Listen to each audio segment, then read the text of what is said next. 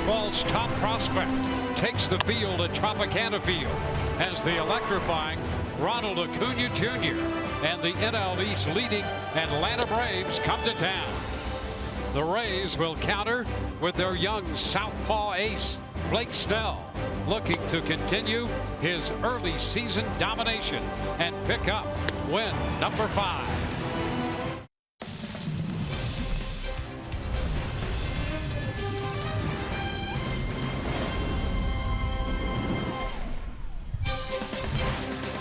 Following an opening homestand series victory over the Toronto Blue Jays, taking 2 out of 3, and an off day yesterday, the Rays will pick up play tonight. Moving into interleague play, they will take on the Atlanta Braves. Hi again, everyone. Welcome to Tropicana Field and an evening of Rays baseball with Brian Anderson, Dwayne Stats. Great to have you aboard. Well, the Rays will send their young lefty, and I'll tell you, Blake Snell is about as good as you can expect a young lefty to be, moving toward the top of this rotation, and he's going to go up against a team already on top of the National League East, a very good young Atlanta Braves team. Yeah, and you know what, Blake Snell, he's catching them at the right time, because Blake, his last 5 starts has been tremendous. I mean, a model of consistency. When you look at what he's done, he's gone at least 6 innings in all 5 starts. He's given up 2 earned runs or fewer in all 5 starts. 33 1/3 innings of work. He's given up just 21 hits, and that works out to a 184 average. He's done that by expertly mixing his 4 very good pitches, the fastball, curveball, slider, and changeup. And for the Atlanta Braves, Ronald Acuna Jr. is finally here. Made his debut on April the 25th, and he is having an impact. Hits the ball as hard as anybody. 7 extra base hits, the 326 average, slugging percentage, very good. He has a very good combination of power and speed, and the Rays, particularly Blake Snell here tonight, will look to slow him down. One of the really feel-good stories in the majors this year involves actually both these teams. That's Johnny Venters, who was so good out of the bullpen for the Braves, now has come back all the way to work out of the Rays bullpen. More on that with Rich in a moment.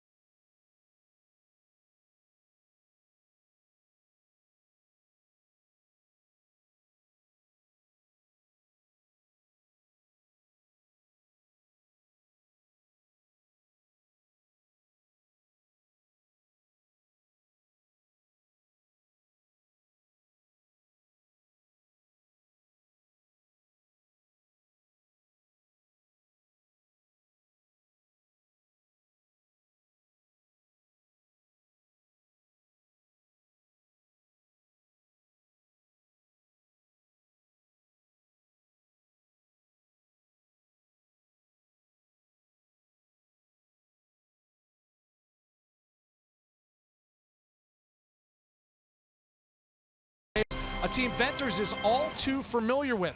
Johnny spending his first 3 major league seasons as a Braves reliever, and he pitched very well in that time there. Our Toyota Inside Look, Johnny Venters pitching to a 2.21 combined ERA and an all-star appearance in 2001 after a major time off following 3.5 Tommy John surgeries.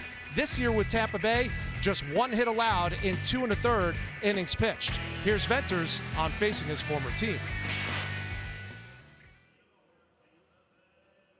That I'm pretty close with, and some staff that I was there when I was there, and it'll be a little different, seeing that uniform on the other side of the field. But it's part of the game. I'm here to do a job and try to get people out. Like I said to Paul, I'm that organization and that city and those fans will always be special to me. Venters hasn't pitched for the Rays since May 1st in Detroit, so he's well rested and could get the ball tonight in a left-on-left spot late in this game. Regardless, there is under 4 minutes to go till first pitch between the Braves and the Rays. Dwayne Statz and Brian Anderson with the call. Enjoy Rays baseball.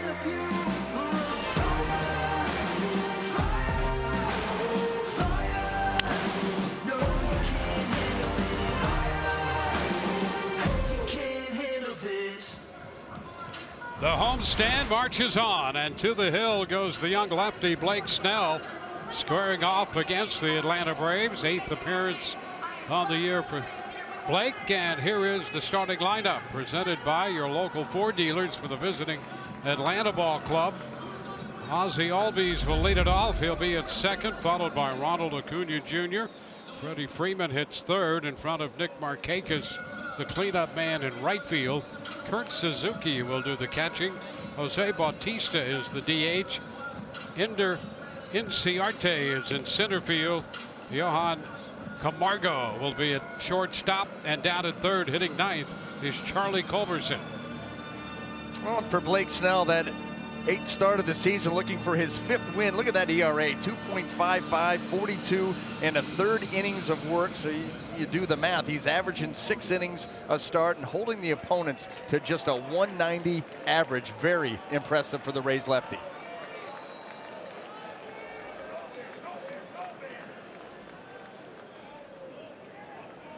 Well, here's Albies to lead it off. Boy, this offensive lineup for the Atlanta Braves has really been something. And the first pitch is lined into center field for a base hit, an opening fastball. And that's something about this Atlanta lineup.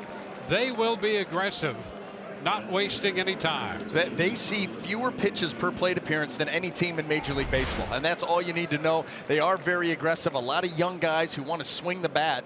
I'll tell you what, they've done a nice job against left-handers. They've done a very nice job in the first inning, and Ozzie Albies starts it out right here, base hit up the middle.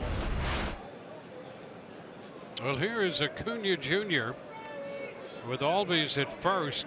Atlanta hitting .274 tops in the majors in hitting.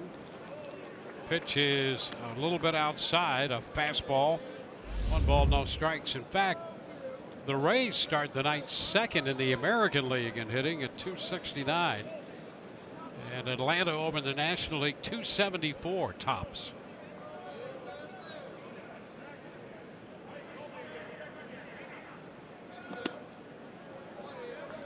Pitch away, 2-0.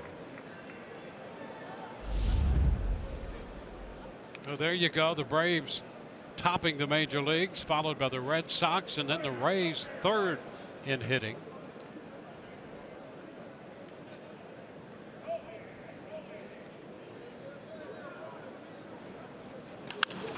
It's popped up, a foul ball, going to be out of play. Crone gives it a look and a chase over there, but no chance. And it's 2-1. Well, the Braves, under the direction of their skipper Brian Snitker, he took over as the interim manager in 2016, and in a full season last year was 72-90, and 19-14, a half game up in the National League East right now for Atlanta.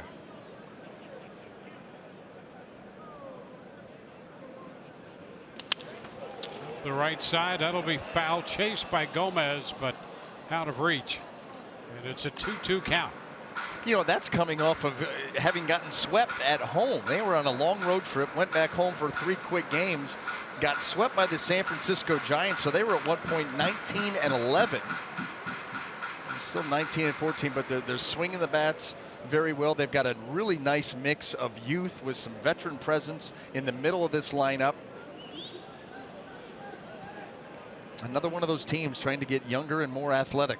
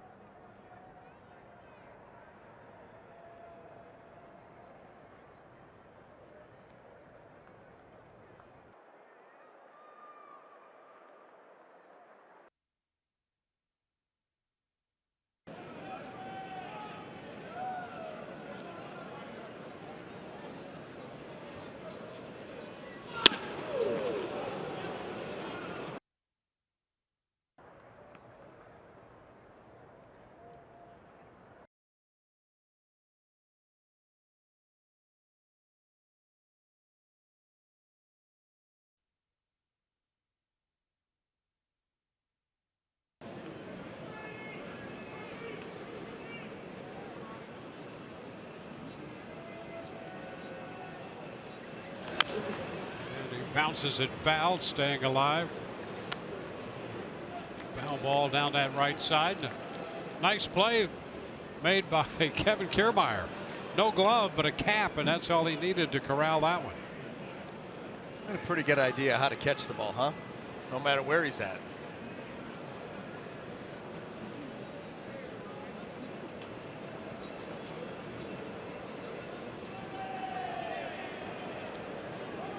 Keeping an eye on Albies at second.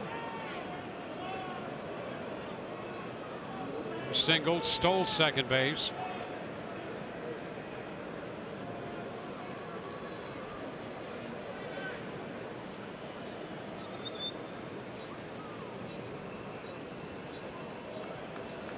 The 1-2 to Freeman. Bounces another one foul up the right side. Corralled by Eric Young Sr. Freddie Freeman doing a great job here. Think about the pitches that he's fouled off. You know, these are put away pitches from Blake Snell, and he's gotten them to good spots where a lot of hitters are going to be swinging and missing. This at bat's going to already be over, but able to foul off a slider and then 2 curveballs while taking the fastball, and he just continues to stay in the count, looking for that one pitch that he can handle.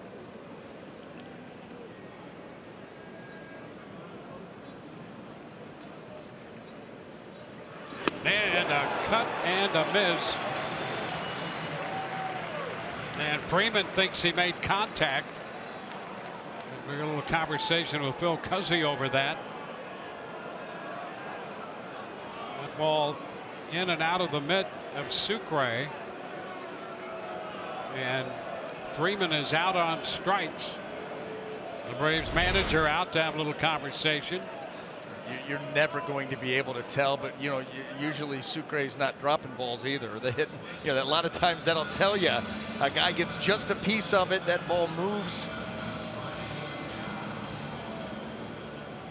Kind of looked like it got over the bat, but it's so rare that you see that ball come out of the catcher's glove, especially on a fastball that you assume it must have been tipped.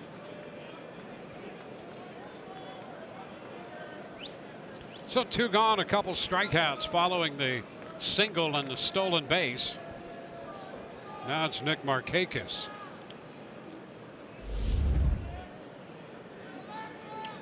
Now Markakis tops in the National League in hitting at 344. Leads the National League in total hits. He takes a fastball upstairs. 1 ball, no strikes. Let's go a little bit deeper on Nick Markakis. And lucky 13. This is his 13th season in Major League Baseball. Obviously, Tampa Bay Ray fans are going to remember him. The first 9 were spent with the Baltimore Orioles and the Fountain of Youth. The numbers you're talking about, Dwayne, leading the National League in hitting, 2nd in on-base percentage, 6 homers, 25 driven in. And I'll tell you what, you look at his body of work so far this season, 46 at-bats against left-handed pitching, hitting .415. Yep, 2 of his 6 home runs off lefties. He's like everybody else in their lineup. Everybody's slugging percentage, you have to have it well over 500 to even be in their lineup. I mean, you look at what they've done. His slugging percentage coming in is .550. Freeman before him is .535. Acuna before him .565. And Albies leads this lineup. Their leadoff man, his slugging percentage is .597. I mean, right from the get-go. Good luck working your way through this lineup. They got a doorman, and he takes names and checks numbers, and you're not getting in if you can't swing the stick. No, it's a team that, you know, 5 years ago, well, and right, you're going to mention Kurt Suzuki. Yeah, his slugging percentage is over 500. No, he has to be, right? Yeah, exactly. You can't play if it's not. Line drive, and it's caught by Daniel Robertson. Hard hit ball, and Robertson is right there to grab it to retire the side. No runs, 1 hit, 1 left. Sharply hit ball off the bat of Markakis, and a great catch by Robertson.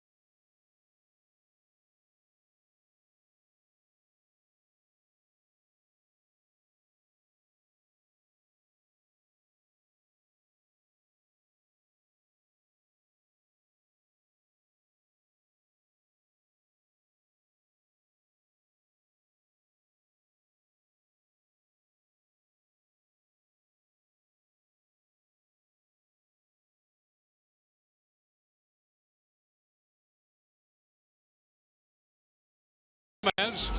Take a quick look at the starting lineup presented by your local Ford dealers. Gomez back up leading off, followed by C.J. Crone and Matt Duffy. Wilson Ramos DHing. Daniel Robertson hits fifth in front of Adeni Echeverria, and Jesus Sucre will catch. So both catchers in the lineup. Rob Refsnyder's in left, and Johnny Field, the center fielder, bats ninth. Well, taking the mound tonight for the Atlanta Braves is going to be left-hander Sean Newcomb, making his 7th start of the season. You take a look at his season numbers, can run up the strikeouts, 42 and 34 and 2/3 innings, and coming out his strongest start of the season. That was against the New York Mets in New York. Went 7 innings, gave up 2 hits, no earned runs, 8 strikeouts, and picking up that second win. First pitch is a fastball at 93, too close.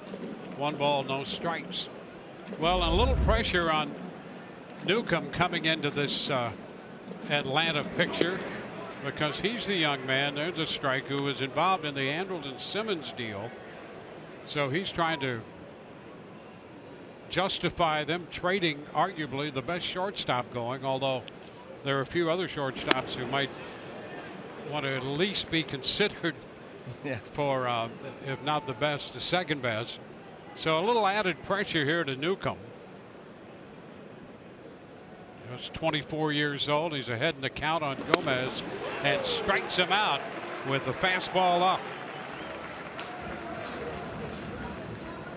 Let's take a look at that Atlanta Braves defense and see how it's going to line up behind him here tonight. Brought to you by Golden Diamond Source. And in the outfield left to right, Ronald Acuna Jr., Ender Inciarte, and Nick Markakis. Across the infield third to first, we've got Charlie Culberson, Johan Carmago, Ozzie Albies, Freddie Freeman, Kurt Suzuki behind the dish. C.J. Crone, and a fastball poured in there for a strike. Crone with 7 home runs on the year, 20 runs batted in. 3 of his home runs off lefties. Hitting over 400 against left-handed pitching.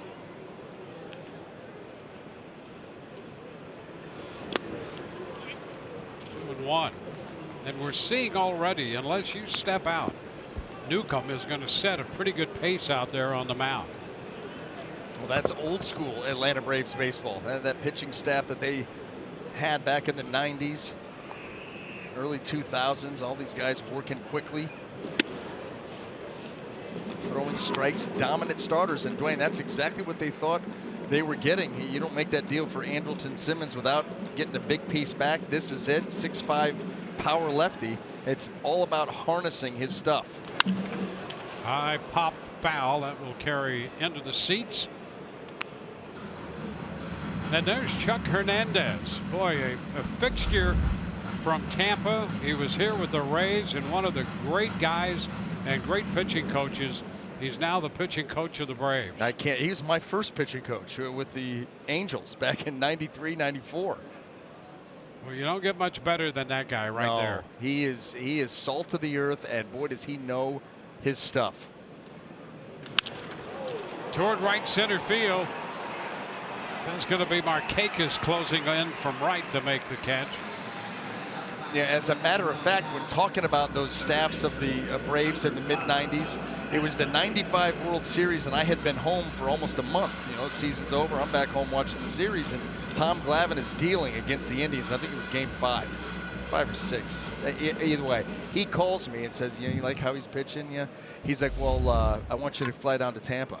I'm like, "I've been sitting home for 3.5 weeks." He had me fly down to Tampa, worked out with him for a couple of days, and then he sent me off to La Guaira, Venezuela for winter ball, which incidentally, that's where Ronald Acuna Jr. is from.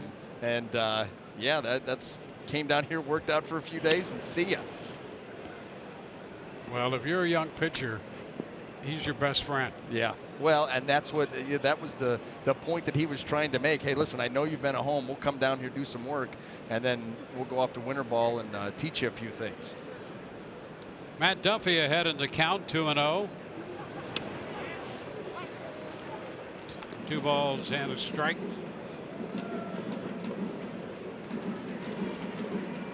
Duffy hitting .295 and .385 at home. Up in the count right now. 3 balls and a strike.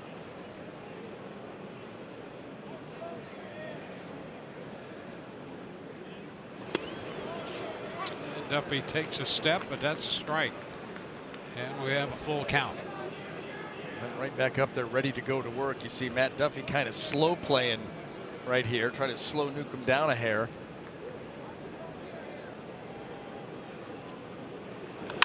Up the right side, just fouled outside that right field line. Well, we've had an opportunity the last few games to talk about pitchers setting a quick pace, and it's hopefully a trend because we've seen a number of them do that. I think it makes the game better, and I think it gives a pitcher an edge. I mean, it does make the game, but you get the ball in play a little quicker, or at least sent towards home plate. Ball 4, Duffy will head to first. I heard this stat the other day.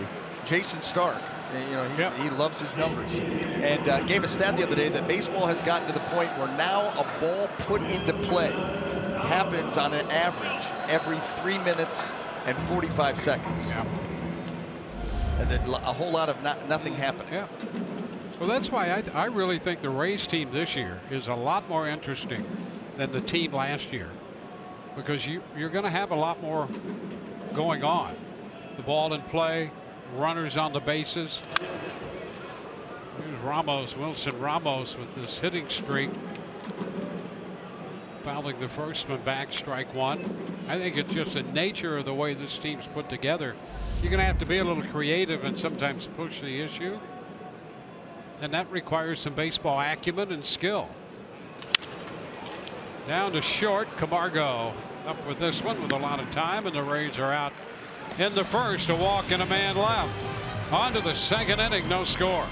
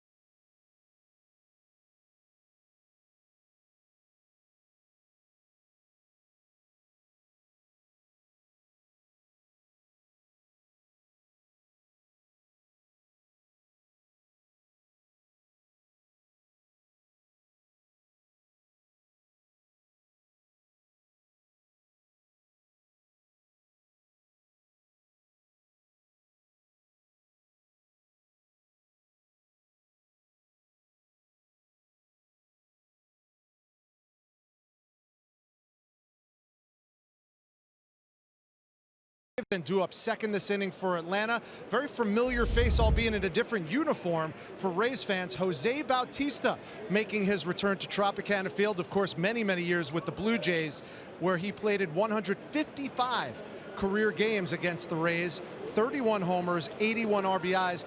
And guys, he's going to be playing a lot of third base for these Atlanta Braves, although tonight he's the designated hitter. And he'll hit second following Kurt Suzuki, who's in the batter's box and takes the first pitch for a strike. Suzuki, then Bautista, and then the center fielder Inciarte will hit.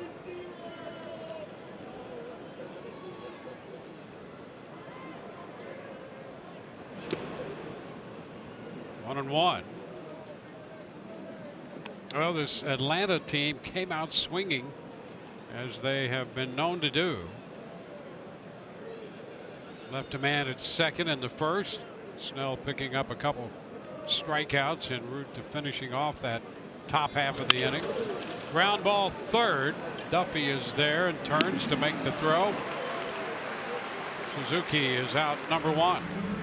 Well, Let's take this opportunity here to set the Rays defense for you. Brought to you by Gold and Diamond Source. In the outfield, left to right, we have Ref Snyder, Field, and Gomez. And across that infield, third to first, Duffy, Echeverria, Robertson, and Crone. Jesus Sucre will be behind the plate.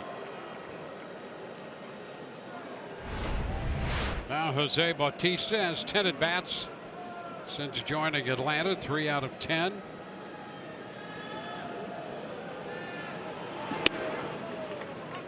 And there's a strike call. Remember a couple years ago where he, with all those accolades there in the power department, and a 6-time All-Star, over 330 career home runs, but he decided to forego the big money and see if he could get something on the open market later, and it didn't develop. Played a 1-year deal, and then this year went looking, and he was a late sign by Atlanta finally. Yeah, you know, and I know that guys have different motivations and different dollar figures dancing in their head, but when you see the kind of money that some guys have turned down over the years, looking for greener pastures, and it never comes back. I remember the big one was Juan Gonzalez with the Tigers.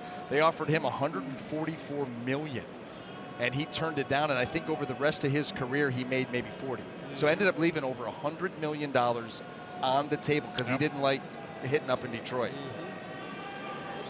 I don't. Boy, that's tough. You see those kind of numbers, and oh, by the way, that was didn't like the dimensions. Yeah. Well, they moved the fences in. They moved them in. You could always You'd do have that. been fine.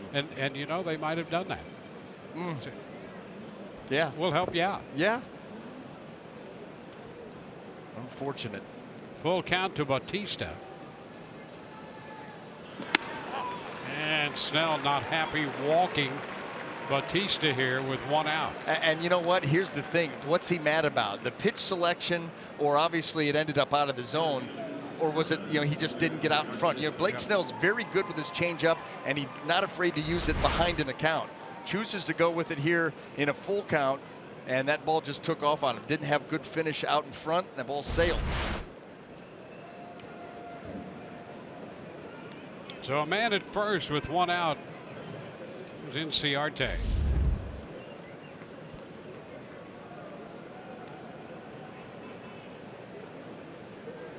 Inciarte hitting .254 down and in. You know, I think that's the first time this year we've seen Snell actively demonstrate that he was upset with something that happened out there.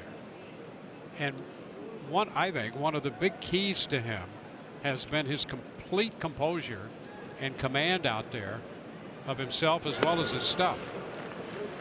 And he was visibly frustrated, and nothing wrong with showing some frustration, but I think a big part of his success has been keeping all that under control, and I think that's the first time I recall anyway of seeing that from him.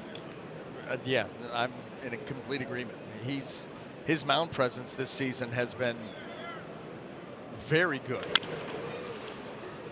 And you know, it reeks of a business-like approach, and you know, that other dugout, you just don't ever want to let them know, you know, that things didn't go well. Okay, you missed a pitch, now I got to go right back to work. And that's exactly what he's doing right here. But you're right, his composure around the mound presence, the demeanor, everything that you look for, been very, very veteran-like.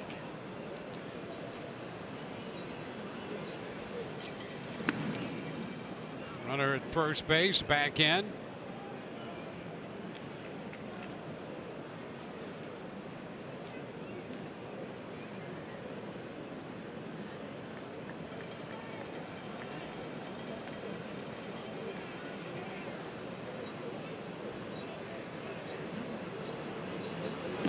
Cutting a miss, and Inciarte could not catch up to that high fastball at 96.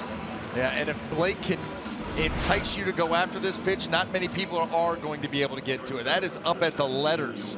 And I don't care how short you make your swing, you just cannot get it on a pitch that tall.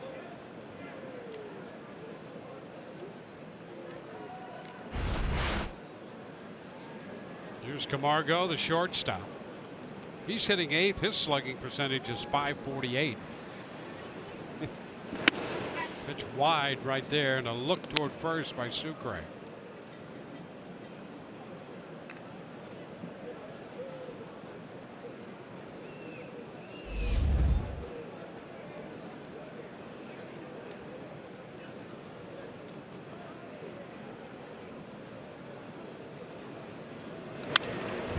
Right back, 1-1. The way these catchers see everything, you know, Sucre completely understands that with 2 outs, that Bautista is going to be looking to get an aggressive secondary lead. So if there's a ball that's hit into the gap, he's got a chance to score. And by understanding that, you're going to be aggressive out there. Maybe I'm going to throw behind you. Wilson Ramos will do the same thing.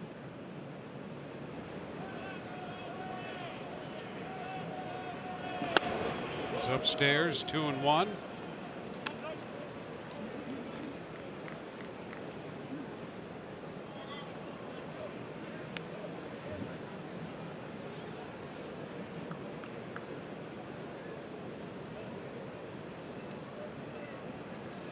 Snell with 18 pitches in the first inning, 16 so far in this frame. That's a strike. This pitch right there, breaking ball, and it's 2-2. The snappy curveball. Blake, the other thing that you love about him is he's just as apt to come with a slider right here or another fastball. You're just never comfortable as a hitter because it's any pitch in any count.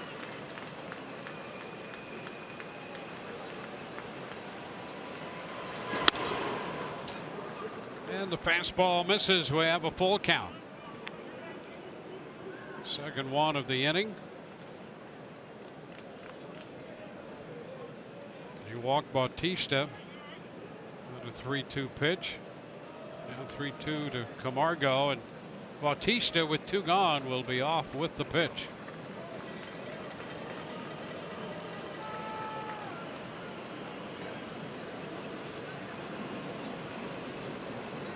There he goes, and the pitch is skied to right. Gomez back there waiting, and he puts it away. Walk and a man left. We go to the bottom half of inning 2. Daniel Robertson will lead it off in this scoreless ball game.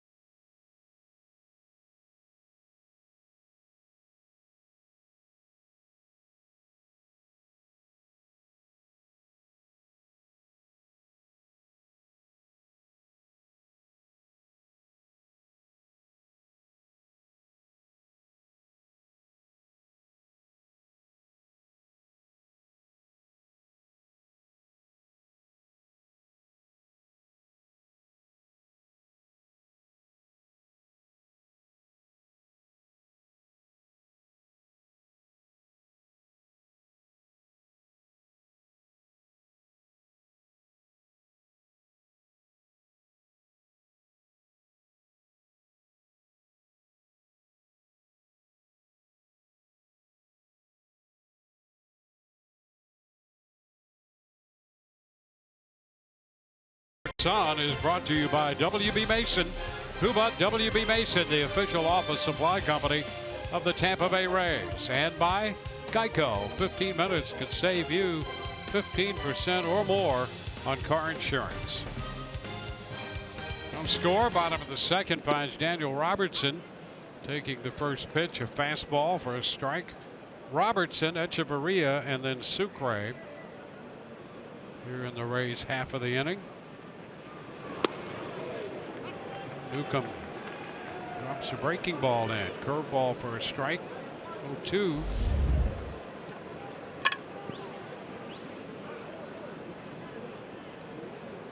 Well, what a start by Kansas City and Baltimore. Unbelievable. Well, 10 runs in the first. yeah. And those are the two teams the Rays are going to see coming out of this short 2-game set with Atlanta. 2 Baltimore for 3, and then out to Kansas City for 3 more. But Kansas City, I'll tell you what, the Orioles reeling. And they get back home, and they're just getting swamped right out of the gate. So Dylan Bundy Yes. faced 7 men. Yes. Gave up 4 home runs. Yes. Didn't record an out. Wow.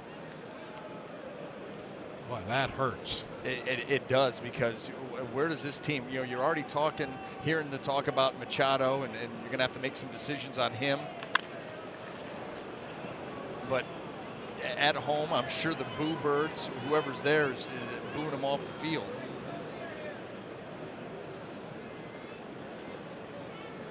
And here, you think about the Orioles signing Cashner and Cobb, later in the process, thinking that they had a chance maybe to contend for a playoff spot. Close right there, and it's in off the plate, a fastball. You see the body language of Phil Cuzzy? That was the body language of someone who's caught in between. I'm going to call him. I'm not. Kind of a quick move, step. He's standing right over it. Oh, this one is upstairs. We go to 3-2. Echeverria next. Yeah, just where do you go if you're Baltimore?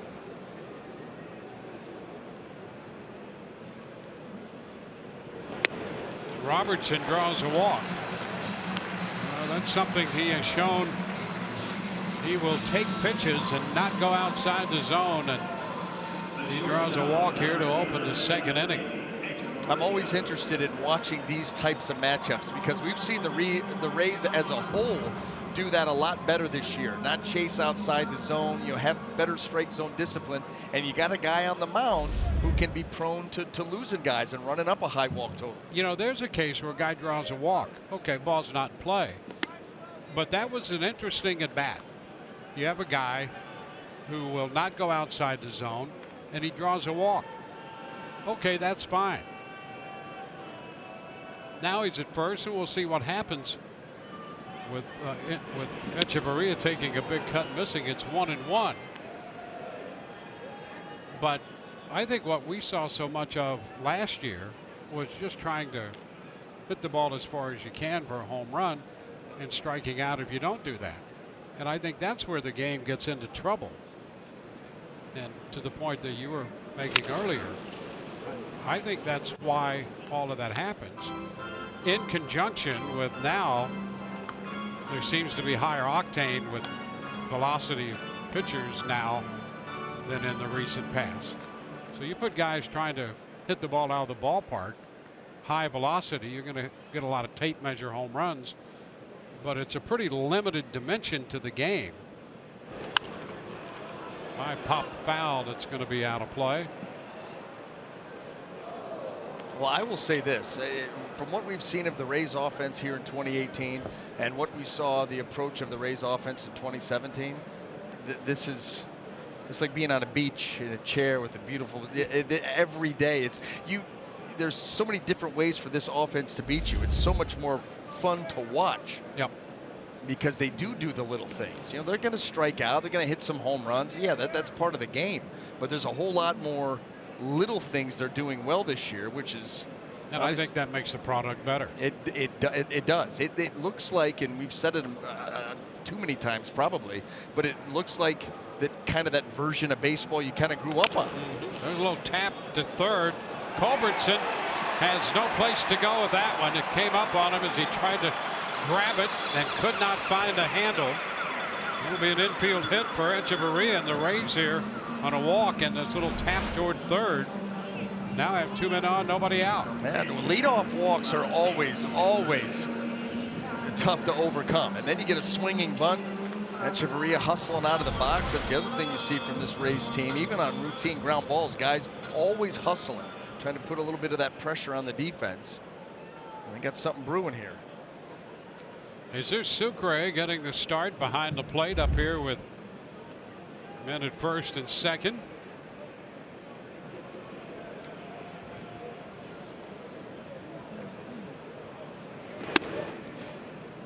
Ball one is up and away.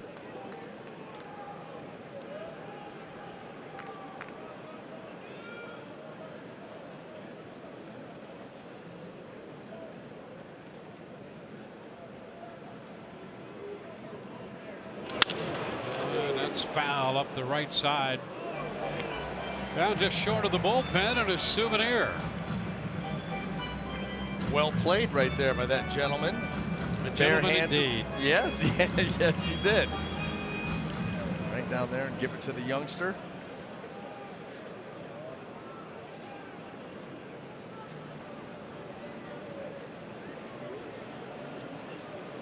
Sucre taps it foul third base side.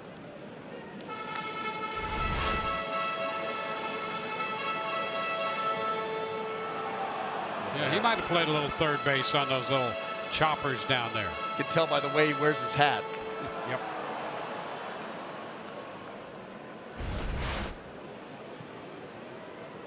Yeah, no flat bill there.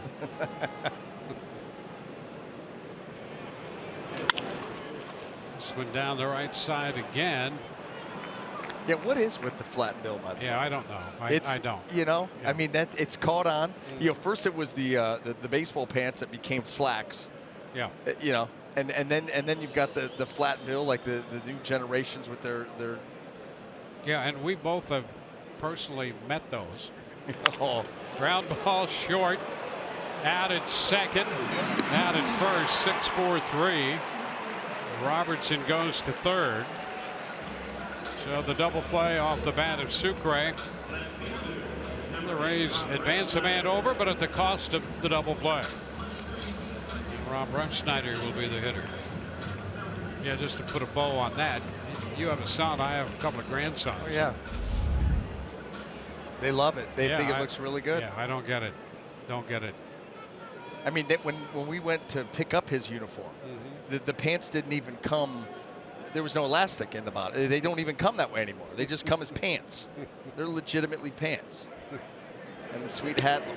Yep. And the hat is one of those hats that it's not a big league hat, but it's a fitted hat. Yeah. But the bill comes flat. You can't even bend it if you want to. So this is how they all. I mean, you know, good for them, I guess.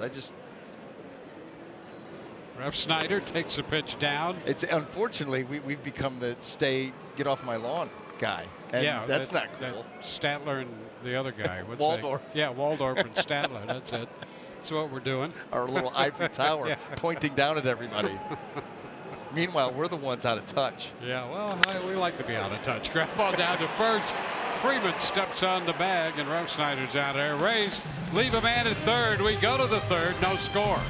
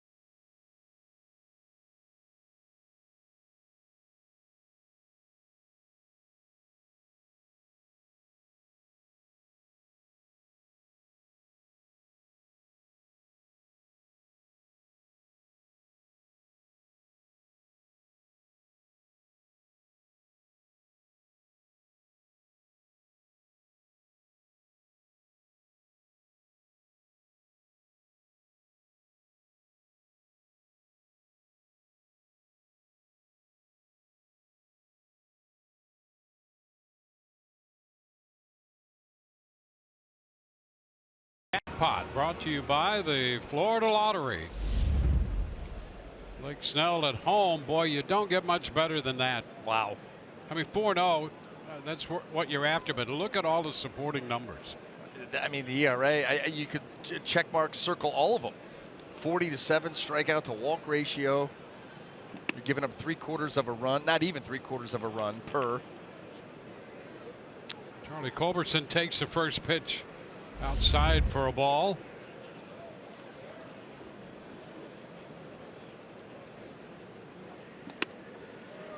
And he's swinging and missing that changeup. 1-1.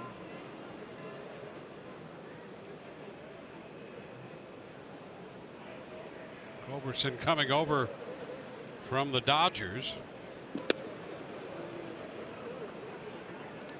2-1.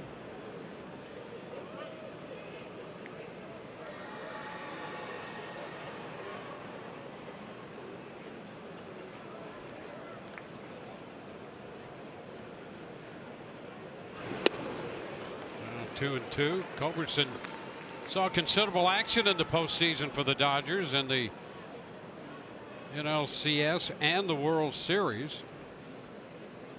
He was 8 for 16 in the postseason with a home run. Fly ball toward the right field line. Foul ball now, and Gomez is there to grab it. One away.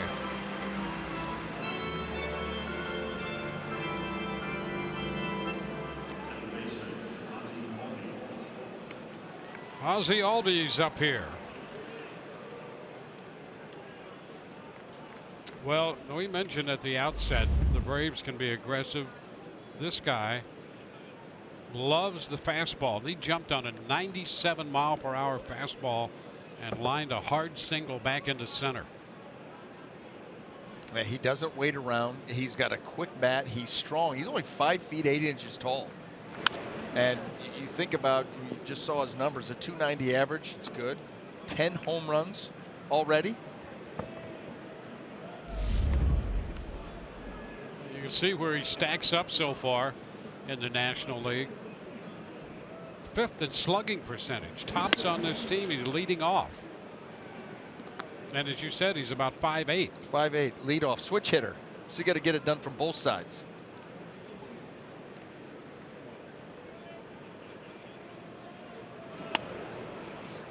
2-1.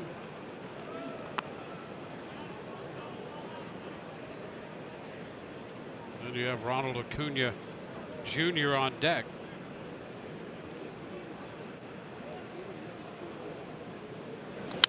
Line drive caught by Duffy. Right at him down there. The old Adam ball there. And how does Albies even get to the pitch? Wait till you see where this curveball is. I mean, this is a good curveball by Blake Snell with a lot of depth to it. And Albies, there it is. I mean, that's below shin high. Still able to get the barrel to it, let alone foul it off. Pitch a little bit outside now to Acuna Jr. 1 ball, no strikes. He came up, went 0 for his first 8 and hit 6 balls 100 or more miles per hour during that 0 for 8 stretch. That's horrible luck. Horrible. 100 plus on 6 of 8. Yeah. And you're 0 for. He's 0 for 8. And look at this. He's got a whole list of them now, topping out at 113.9 just 4 days ago.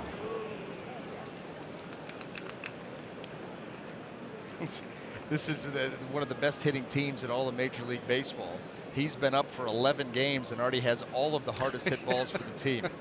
What does that tell you? 2-2.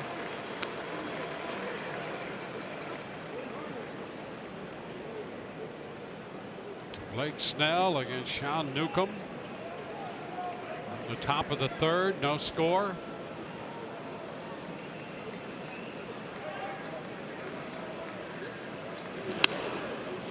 And the count is full. You know, the way that the schedule works out for the Rays this season, it will be fun to watch this kid for these 2 ball games here and then at the end of August in Atlanta, see what type of player he's become, how he's settled in for almost a whole season in the big leagues. Rays have a couple games there. Uh-oh, long one, way back and out of here. Long homer on the 3-2 pitch. His third major league home run. And Atlanta takes a 1-0 lead.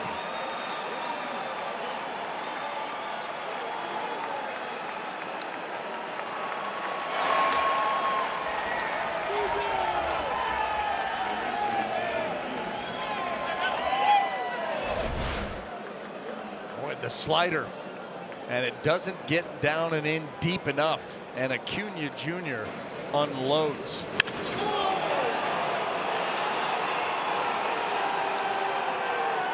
The Rays don't want to see him in August. No. Freeman misses a high fastball, strike one. Boy, that's some launch pad he has. That shot from the side, that is impressive. The swing path is so conducive to those kind of bombs. It's smooth, it's quick, he's strong. He's saying right now, try to get me with the slider. There's an 0-2 pitch lined into right, and a base hit. Yeah, and that was 95 up. Freeman showing a quick bat there on a pitch that's elevated with good velocity on it. Yeah, that was 95. Yeah. Well, that was a nice job of getting on top of that ball and pulling it into right field. Now look at this fastball. That's approaching the letters, and he's able to get on top of that. Yikes. Yeah, you don't see that very often. No. Up there. I mean, he takes it. That's a ball. And you see a hitter start to swing at that pitch. You go good. Yes, you're very happy. Now strike one to Markakis. You think of yourself, worst case scenario, he fouls it off. That's worst case.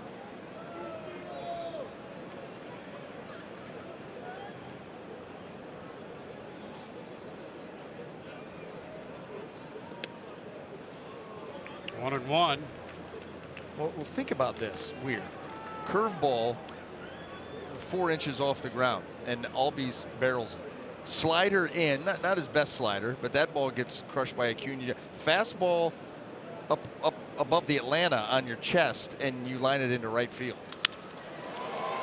Into center field for Johnny Field, who makes the catch. A run on a couple hits. The run scores on Acuna's home run. Bottom of the third coming, 1-0 Atlanta.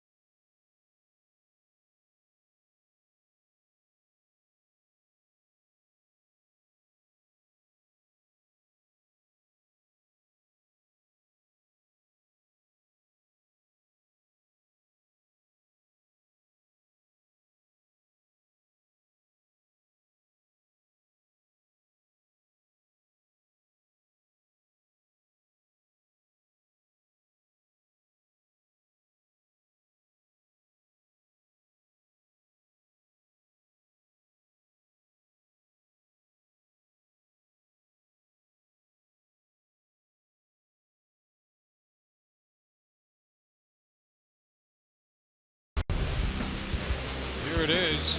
Travels 434 feet. 108.5. The exit velocity. Almost got onto the tarp back there on that wall.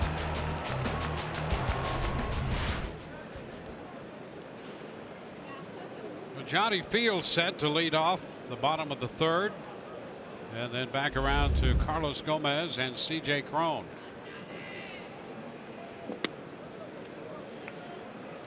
Which is low from Sean Newcomb. 6'5", 255 Newcomb. He'll be 25 years old in under a month. 1-1 now.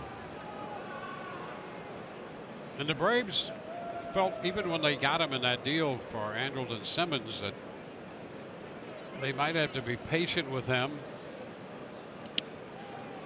2-1. He was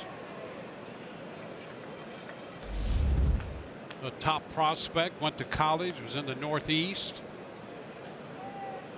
So he didn't get to play a couple months. Pitchers and players and other parts of the country would. Yeah, your development can be stunted. You know, that's why it's tough to play up there. You know, high school, then you try to get out. You know, summer ball somewhere warm where you can, you know, get some innings under your belt. And same with college. But yeah, it can definitely hold you back. And so, and with him, that's what it's all about. It's about commanding. You know, he's got the stuff. But you think 6'5", so you're long-limbed. You're trying to get all of that under control. And trying to build a good, solid foundation. Look at the way that's clicked in for Blake Snell. You know, last couple of months of 2017 and what we've seen from him this year. Headed to short. Camargo. A strike to first, and Field is out here in the bottom of the third. MLB At Bat is your #1 Rays app. Customize your experience to catch every moment this season. You can Rays home screen icons and features such as the MLB TV Game of the Day, pitch tracking, in-game highlights, live radio broadcasts, stats, news, and more. Download MLB At Bat today. Carlos Gomez against the lefty. It's a big cut at the breaking ball. Strike one. And we haven't seen too many of those curveballs by Newcomb. It's been fastball, changeup. The changeup's actually been an impressive pitch. He starts to get that curveball going. Now the fastball. 0-2. An impressive combination right there. Curveball over the plate, below the zone, the fastball with some elevation to get to 0-2. Suzuki wants this one up too. Foul back. Well, that's where you get, you know, some of these youngsters, and we talked about their lineup. Albies and Acuna Jr., you know, first and second in the lineup. Then you've got 3 or 4 good veteran hitters behind him. Same thing here, youngster on the mound, veteran behind the dish. And Gomez is out on strikes. Fastball, so he's out on strikes for the second time. Trying to feel for that pitch, and it was far enough away and up just a hair.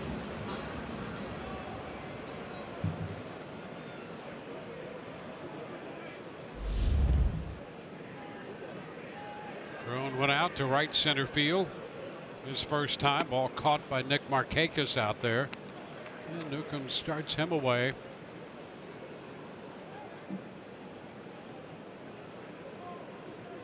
Started him with the changeup out there.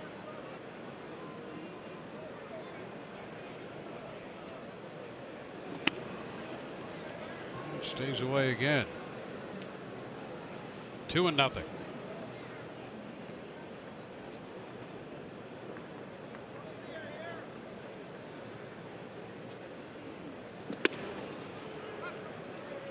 Fastball on the corner.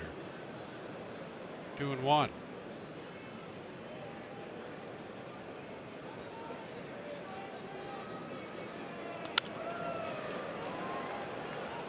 Balls, 2 strikes.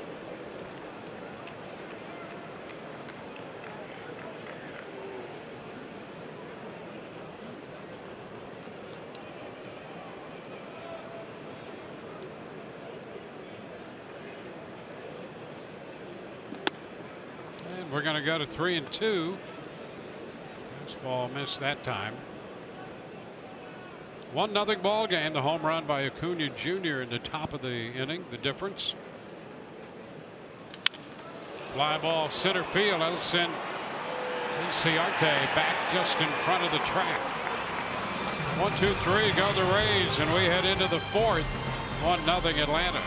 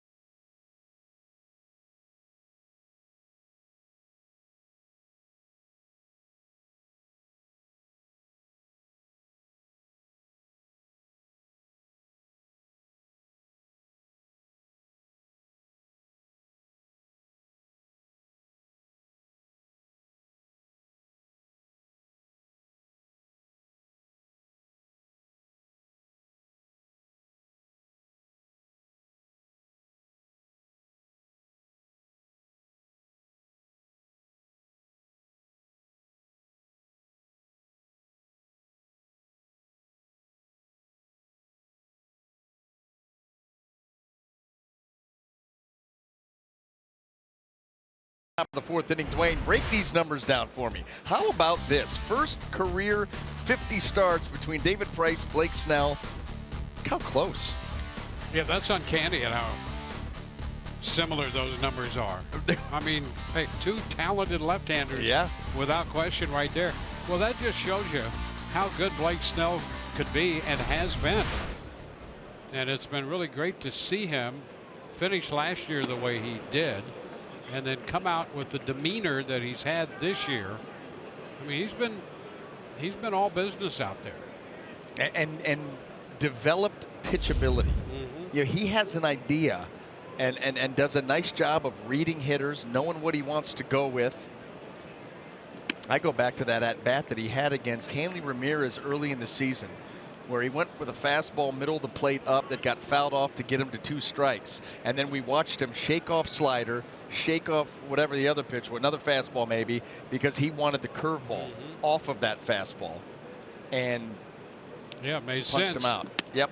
And we were talking about it. Boy, it's set up for the curveball right here. And you wouldn't have known that it was him making the call if you didn't see him shaking off the pitches. Like, I know what I want to do here, and that lets you know about pitchability. It shows two things, I think. It shows insight from him and confidence in him in all of his pitches. And you see that a lot. You know, how many times 2-0, 2-1 changeup, not afraid to throw it. You know, and when you do that enough and that becomes part of the game plan, hitters have to account for all 4 pitches the entire at bat. Hot shot caught by the third baseman Duffy. 3-1 pitch, and Suzuki lined that one on a shot down to Duffy. Think about how different this game could be if some of these line drives found some holes. You think about Albies ripped one down to Duffy at third. Right here, Suzuki. How about the line drive that Daniel Robertson was able to snag? Yeah, that was Markakis. Yeah, and that would have driven in a run. There's been some bullets hit here by this Braves team. Well, they come ready to swing the bats. That's readily evident. And that was the reputation coming in here.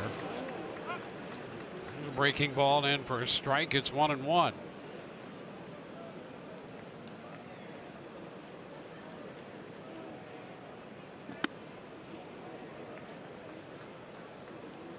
Two and 1.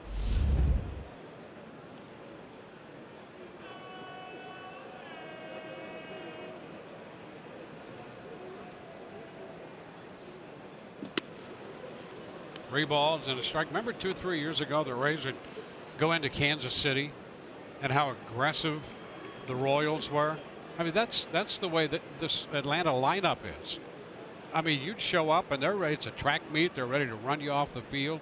These guys are ready to swing. Ball 4, and for the second time, Bautista walks. I mean, from the get-go, they are ready, and the Lowe's whole team together rankings.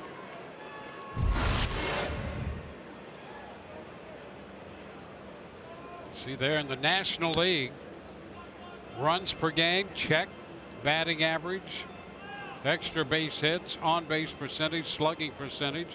I mean, what else do you want? No, listen, and when you can have all of this, when you can take all of the extra base hits, the slugging percentage, and then combine that with on base and batting average, that lets you know you have a very well-rounded lineup. You're able to, a lot of times you may have great slugging percentage and a lot of extra base hits, but your batting average is terrible because you're, just swinging from your heels all the time. These guys have a nice mixture. They are aggressive. There's no question about it. But all different types of hitters, put them together and they score runs. That's how you win games. Well, the conference on the mound broken up. Kyle Snyder back into the dugout. Ender Inciarte, the center fielder, will be the hitter. 1 on, 1 out. That's a strike.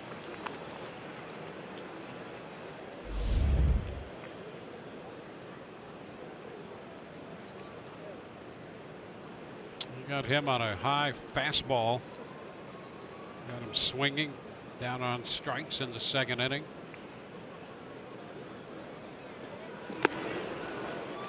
And gets him for strike 2 up there again.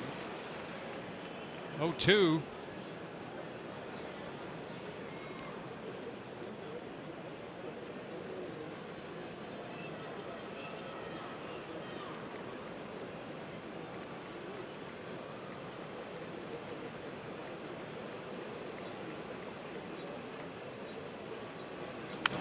Foul back. Interesting visit right there by Snyder.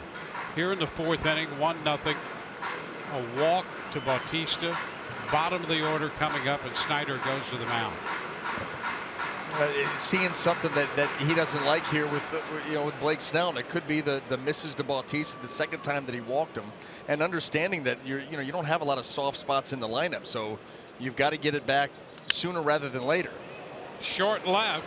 Rough Snyder is there and makes the catch. Inciarte just getting the bat out there and putting it into play. Here's the other thing. It could be getting him back into an aggressive mindset. Think about all the changeups that Bautista saw. And the one thing about Bautista that we have seen, obviously with him being in Toronto for a long time, with all the nagging injuries and age, the bat had slowed down. So you could really pound him in with that fastball and challenge him a little bit more. And so maybe it's a mindset thing, all this changeup stuff. You're almost doing him a favor. Let's go out there and get back to attacking. Now the shortstop, Camargo. Strike 1. Starts him with a fastball there.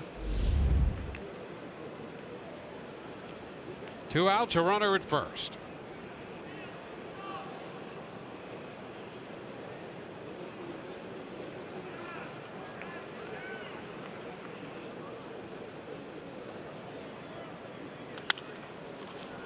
Headed out of play the other way. A couple of fastballs to the right-handed hitting shortstop. I think the guy with the cotton candy caught the ball. It's in the. Someone may get a big surprise. Buy a bag of the cotton candy, and there could be a foul ball in there. It's a great marketing idea. Slider into right. Gomez closes. Got it. How about the sliding catch toward the line, and nicely done by Carlos Gomez. Who puts him there? I mean, Carlos Gomez was playing just off the line. Man left. Bottom of the 4th coming. 1-0 Atlanta.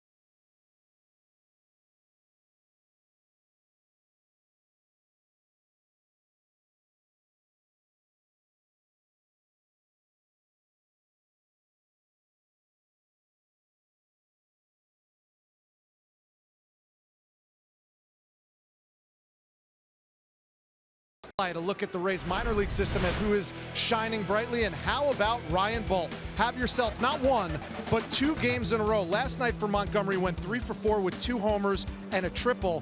He backed that up tonight, guys, with a home run as well. And you'll love this, BA. He's a Nebraska Cornhusker. Ooh. Well, you have now piqued my interest, Rich. I'll be watching him like a hawk from now on.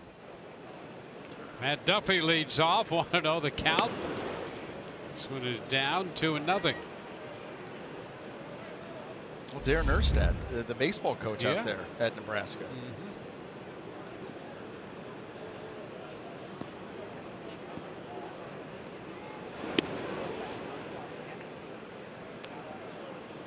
A 2-0 changeup right there. It's 2-1. Well, what a weapon. Call that thing the great equalizer for good reason. You know, you're in a fastball count, 2-0. A hitter's going to probably sit dead red, and you're able to pull the string. Now it's even. A couple of big lefties here tonight doing some pitching.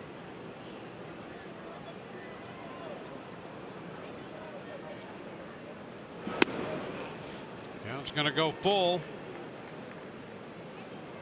Newcomb gave up a 2-out walk to Duffy in the first. Walked Robertson, who opened the second. 3-2 to Duffy here, and he strikes him out this time. Boy, he has had an impressive changeup here tonight. He's done a good job of keeping it at the bottom of the zone or just below, traditional. And you see it just doesn't get there. Has some nice fade and sink to it. Now Wilson Ramos, the designated hitter tonight.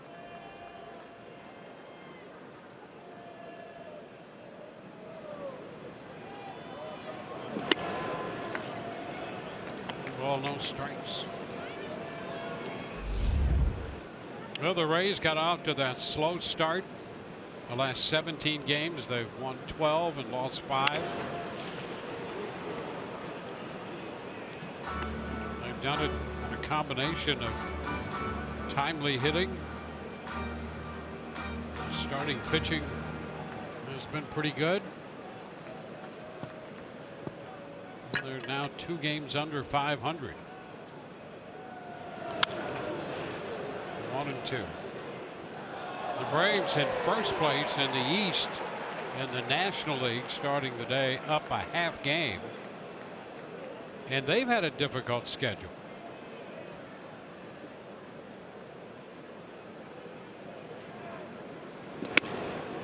Two and two.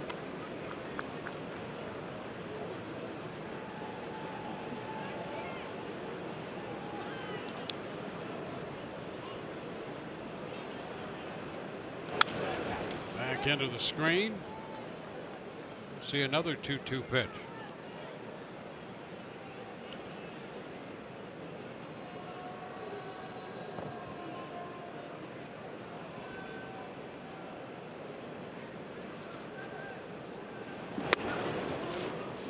And the count is full.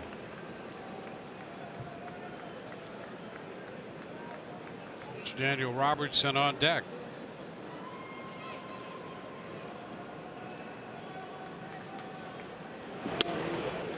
Ball 4. Ramos draws a walk, the third given up here in 3 1/3 innings by Newcomb. The new Rays Flex Pack has been released, and this year features a limited time low price of $75 for 5 lower level tickets.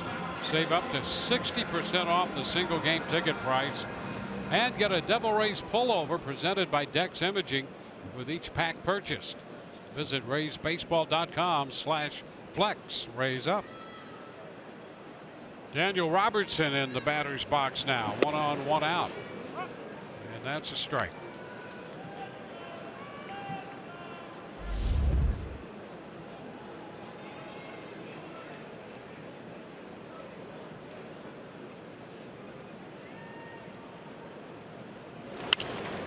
Popper in the short right. That ball will be caught by the second baseman. Throw back to first. Ramos got back in time. Volbe's got out there to make the catch and turned immediately looking at first with Ramos on the move, and he got back just in the nick of time. Yeah, I think initially that Wilson Ramos thought that ball was going to drop in, and now he's reading, and you've got to retreat quickly. Just able to get back in there.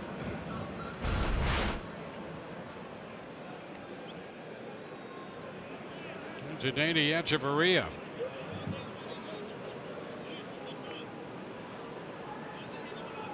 An infield hit his first time up. It's low. Laying off the opening changeup.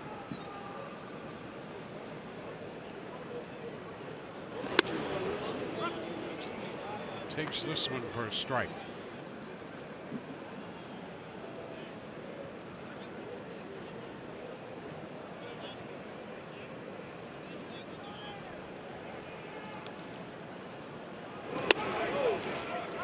Fastball, a couple changeups, and then the fastball taken. It's 1-2. You get a guy slowed down just a little bit. He sees 87, 87. Then you pop the fastball and you pop it in. All of a sudden, that 93's got a 95, 96 look.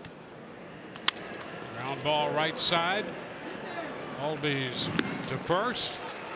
Rays leave a man, and we go to the fifth. It's 1-0 Atlanta.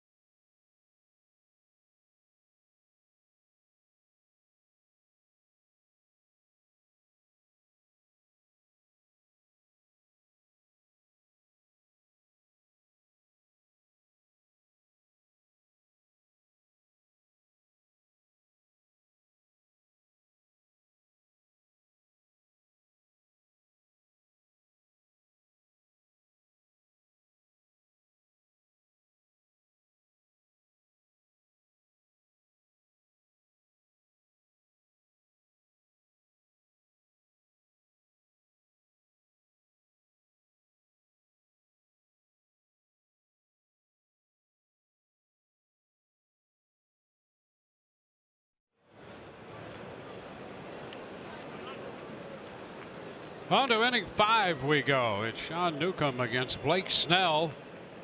The only run coming on the Acuna Jr. home run in the third. It's Culbertson leading it off, and a cut and a miss. Strike one.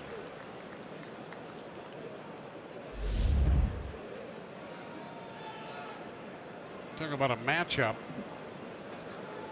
Both these pitchers through the first 4 innings had thrown 75 pitches, 47 strikes. How about that? Both 6'5", both left-handed. Starting to get strange here at the Trop. A little spooky. The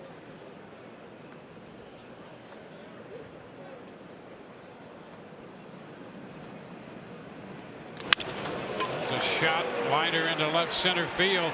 That's going to be trouble. Culbertson on his way to second, making the turn. He's headed to third, and the throw will not be in time. He found the open part of the outfield and got it through there for a triple. Well, Blake Snell left the changeup up in the zone, and so it quickly recognized by Culbertson. gets the arms extended. That ball's at the belt, easier for him to handle. And you're right, just a matter of hitting it hard. And he split the difference perfectly. Deep out there in left center field and off to the races. I'll tell you what, that's where you miss, you know, Kevin Kiermaier, Malik Smith, that kind of foot speed to be able to get to that ball quickly. Elite foot speed. Now Albies pops it up the right side near the stands, and that's out of play. And stumbling across the front of the bullpen mound, Gomez, but he's okay. Those things can be dangerous. You know, they're not in the field of play, but boy, you get foul balls and you're running, you don't realize that here comes a change in the surface.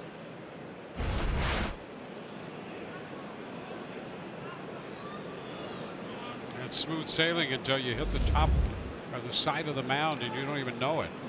No, and how many times have you seen the guys just wipe out?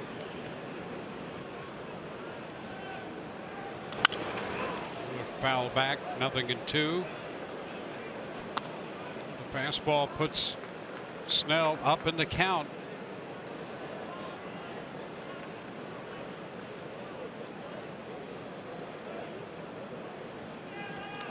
Ozzie Albies, 10 home runs, 1 for 2 tonight. Hit a liner to third his last time. This one bounding, unfortunately for the Rays, up the third base side. I don't know if initially Sucre knew where that ball was. Of course, Blake Snell popped off the mound to help him out. You're just trying to make sure that you smother that curveball and keep it close with that runner on third.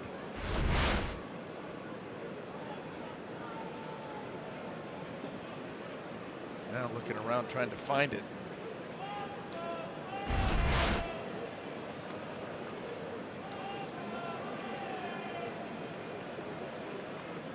Way up. Oh my. Boy, Sucre stretching out and up to get that one. Boy, saved save a run. This ball's way up. He wants it up, but it is. And by the way, 95. Got to get up there.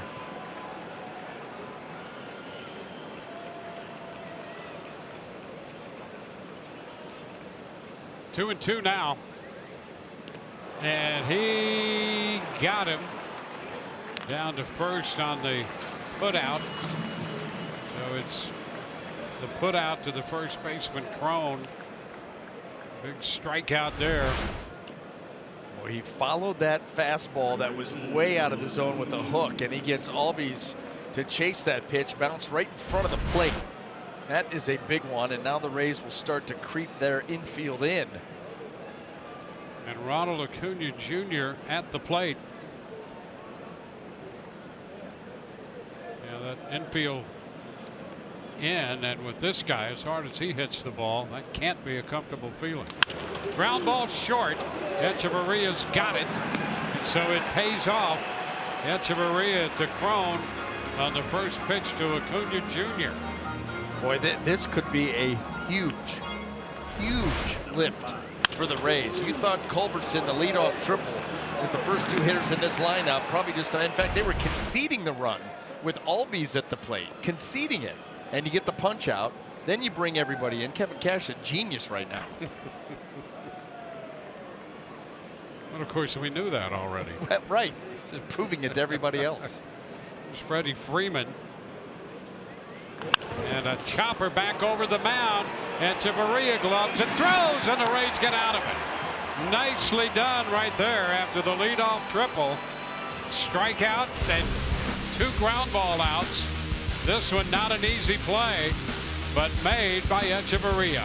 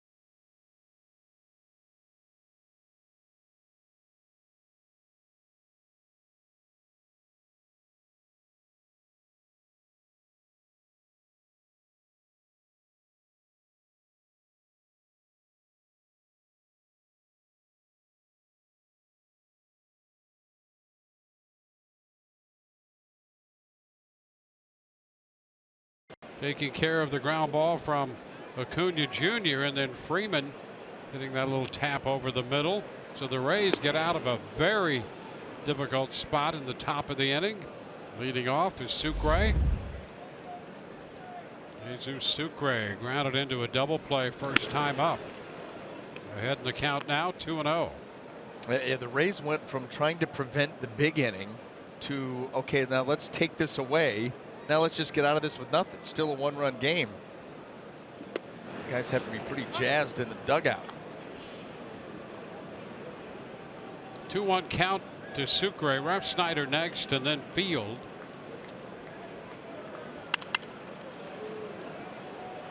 2-2. Did you see all that jazziness going on down there? Yes, aren't they?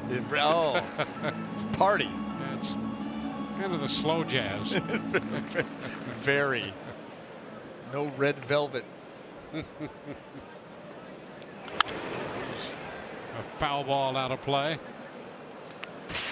Well, here they are to get the Rays out of the top of this inning with a man at third. You know, and that was with the infield back, so they were conceding there. They go to take away here and then say, you know what, let's just finish this off. And he gets Freeman reaching, and another nice play by Echeverria. Back to the mound, grabbed by Newcomb. Sucre is the first out. Well, the Rays put the first 2 men aboard in the second inning, and that's really been the only threat they've had. And that ended on the Sucre double play, and then the ground ball by Ref Snyder. And a 2-out walk in the first, a 1-out walk in the fourth. So they have a hit, 3 walks through 4 1/3 off Newcomb. Ref Snyder looks at strike one.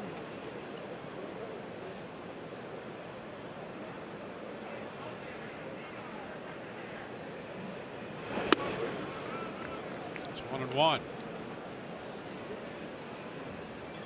Newcomb last year was 4-9 and 19 starts with a .432 earned run average through 100 innings and had 108 strikeouts but 57 walks. That's the number. That's the number that jumps out at you, and something that you knew had to improve if you ever want this young lefty to reach his ceiling. But you can see why anyone would like him. I thought he has really worked the fastball changeup. You know, the fastball to both sides of the plate, changeup, you know, down and away, what you'd expect. But he's worked that very well. 2-2. Occasional curveball, and a lot of times, you know, it's early in counts to try to get that strike one. Not comfortable with it at this point to try to put away hitters with it a lot. Full count now. That's where the fastball has been most inconsistent. Trying to go in. Glove side fastball. You really got to get out in front, good release point, and drive the ball in there. He's missed a lot. And a cut and a miss. He comes back with a changeup 3-2 and strikes out Ref Snyder. Well, that's what he's been able to do. While his fastball command in hasn't been great, he followed up with this right in the middle of the plate. You see Ref Snyder pulling out of there. Getting things started a little bit too soon. Well, his last 2 strikeouts have been on the changeup. Base is empty, 2 gone.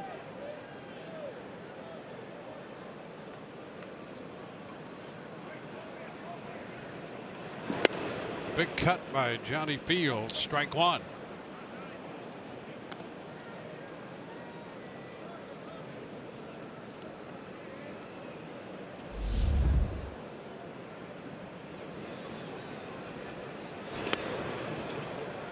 One ball, 1 strike. Newcomb at 90 pitches.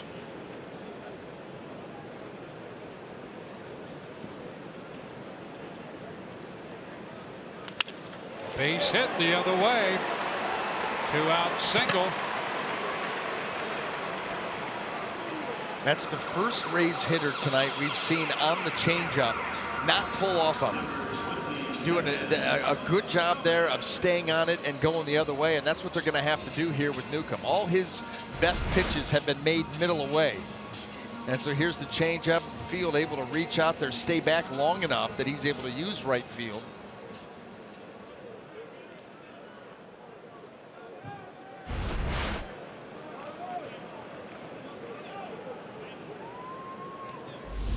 So a base runner for the top of the order. Here's Gomez.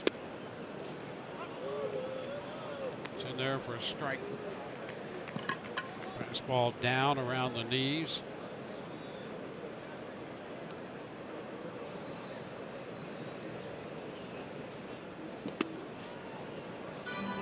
And the changeup away out of the zone. 1-1.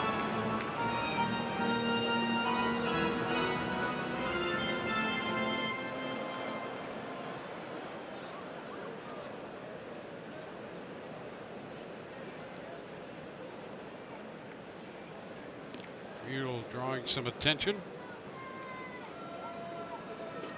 I'm thinking the Rays are going to try to steal their way into scoring position here with 2 outs. We've seen them do that before.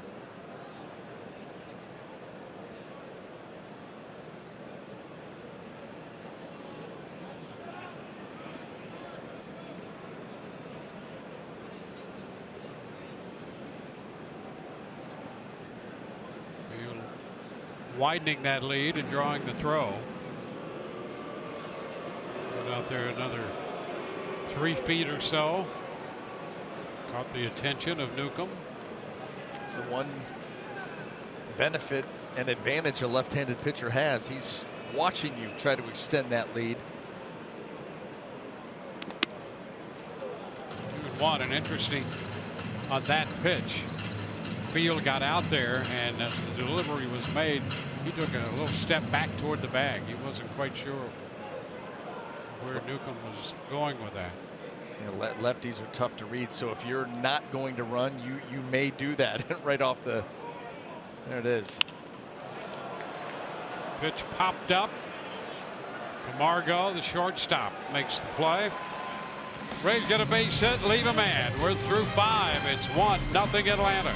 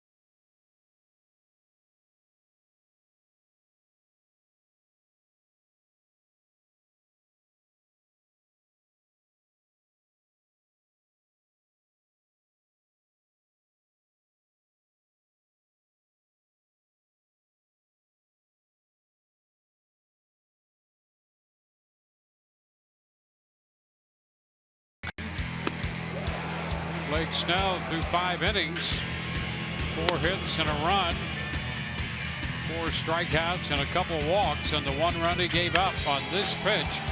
And there was no doubt about that. Ronald Acuna Jr. belting his 3rd home run. Things have had a couple of threats. Really only once have they placed a man as far as 3rd base. That was in the 2nd. So we go to the 6th. Blake Snell back out there with 85 pitches under his belt. He faces Nick Markakis. Pitch is a strike. Markakis, then Suzuki and Bautista. Markakis lined and hit the ball hard in the 1st inning, caught by Daniel Robertson at 2nd. Now the other way, out of play. 0-2.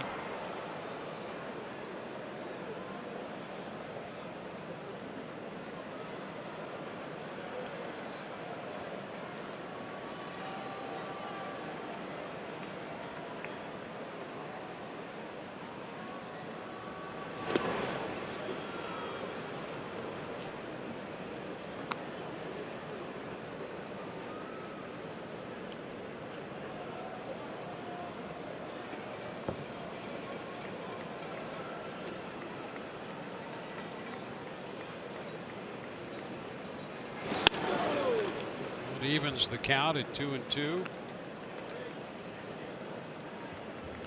Well, we've seen it before. You know, Blake missing up and out of the zone with that fastball and immediately coming back with the breaking ball. A lot of times the curveball.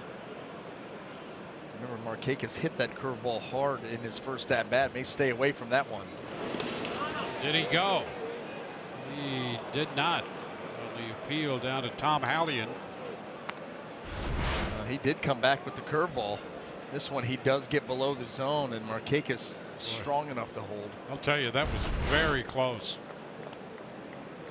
Tom Hallion making an important call there from third.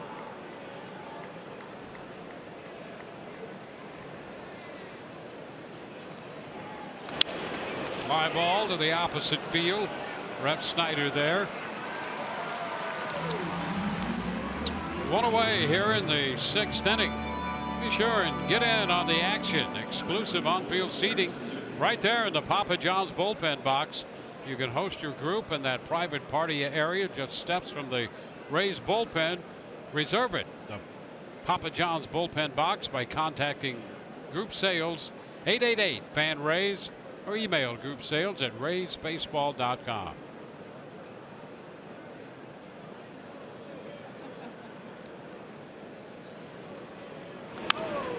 Suzuki fouls it right back. Strike one.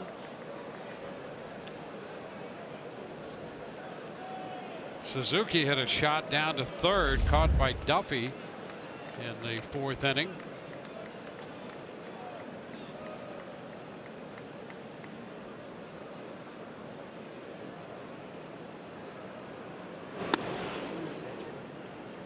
Close as he starts to wade into that pitch, a fastball.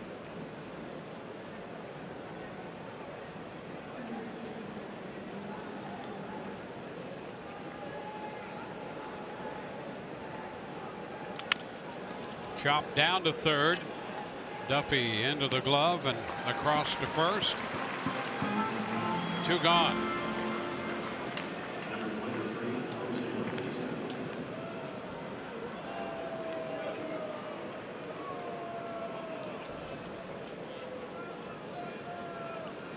Fly ball to left and a ground ball to third. 2 up, 2 down. Here's Jose Bautista.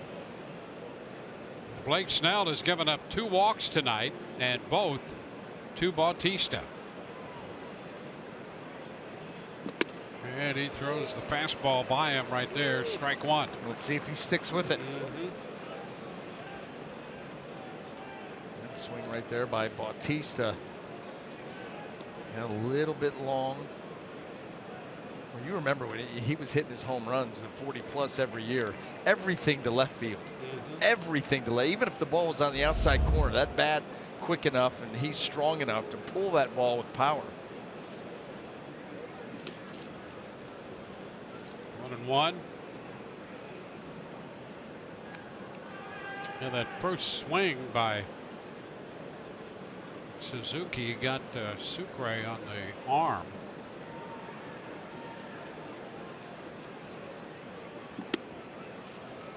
2-1. That's why Phil Cuzzy took a little time to dust off the plate. See the backswing. Up the elbow.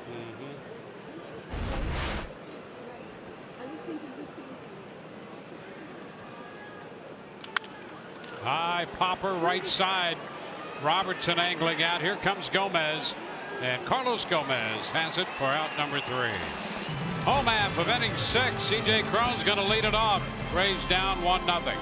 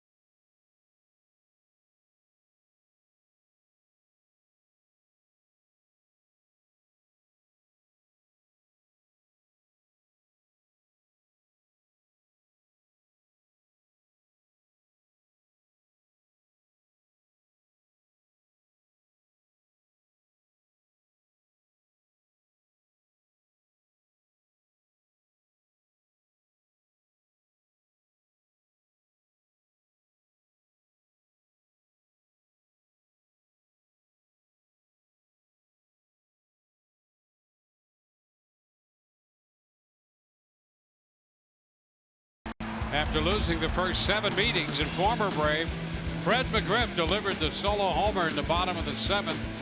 Finished the day 2 for 4 with 3 RBIs as the Devil Rays at the time knocked off the Atlanta Braves.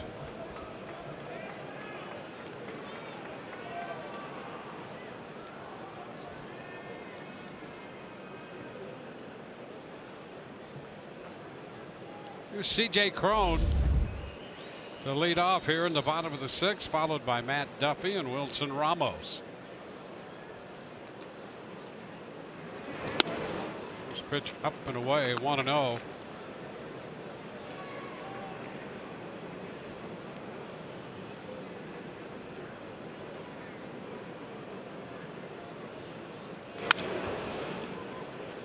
Foul back, 1-1 at the top of the inning by Blake Snell, a 1-2-3. Since the 4th inning walk to Batista, by the way, he's thrown 9 consecutive first pitch strikes. Cron fouls it away, 1-2. He did give up that triple to Culbertson and then got out of that. And boy, what a big turning point that could be in this game. See what the Rays can do. Well, Blake came into this ball game 4th lowest first pitch strike percentage in the American League. There's another. Reaching for that changeup is out on strikes. Yeah, just to add that to the list for Newcomb. He has thrown some dandy changeups, picking up some swings and misses on it, putting it in good spots, and you see Cron is reaching, he's out in front. While Shane Newcomb strikes out C.J. Cron, Shane Carl is up in the bullpen. Pitch up and away to Duffy. So Sean Newcomb pitching and Shane Carl in the bullpen. 100 pitches for Newcomb now. Duffy looks at a strike. Well, his 7 shutout last time out was 97 pitches. Just 1 walk in that game. The right side foul down toward the bullpen. Ryan Stanek, by the way, is busy in the Rays bullpen. Rays recalled him a couple days ago. Duffy starts to go and checks in time. Adam Hamari down at first, making that call. And on deck is Wilson Ramos.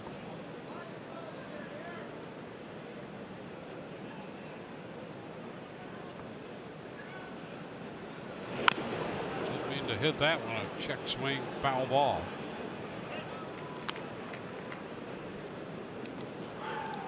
Well, Newcomb with 104 pitches, his season's high 109. That was a no decision in 5 1/3 innings against the Cubs. Now a full count.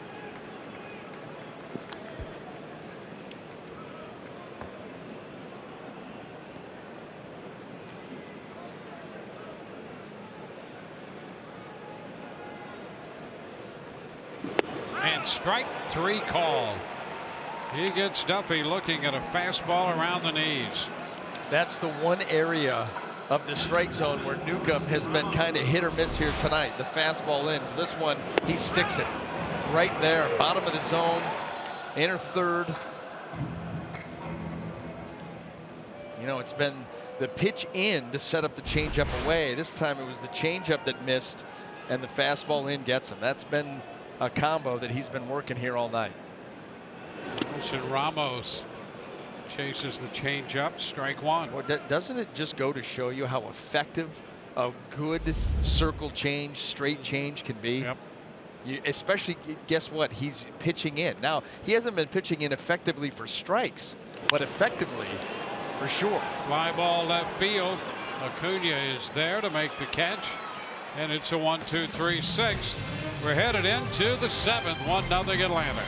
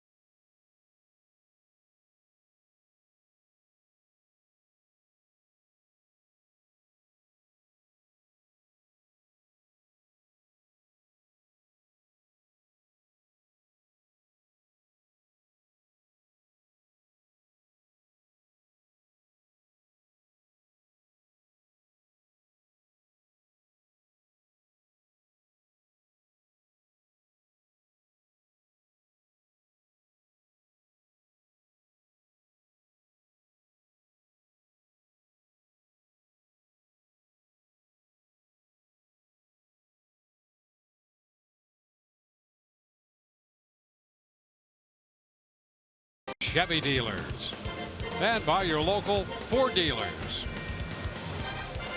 Back to the mound goes Blake Snell. Great shot from overhead right there at Tropicana Field tonight. The only run, home run by Acuna Jr. in the third. Here in the 7th inning, it will be Inciarte followed by Camargo and Culberson. Blake Snell 98 pitches through 6.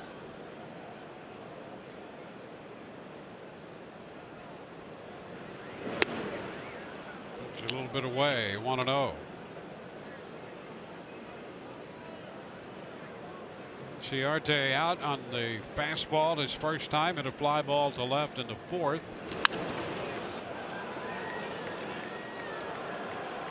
1-1. So that's 100 pitches now for Blake. Stanek is back up in the bullpen.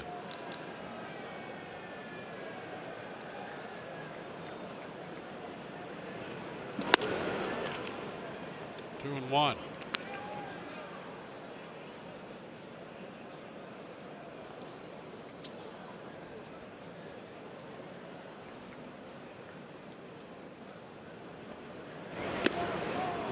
Even the count.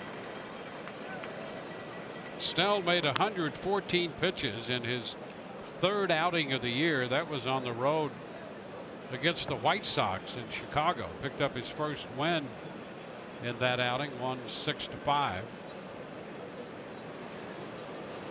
Now he's gone all the way 3-2 on Inciarte.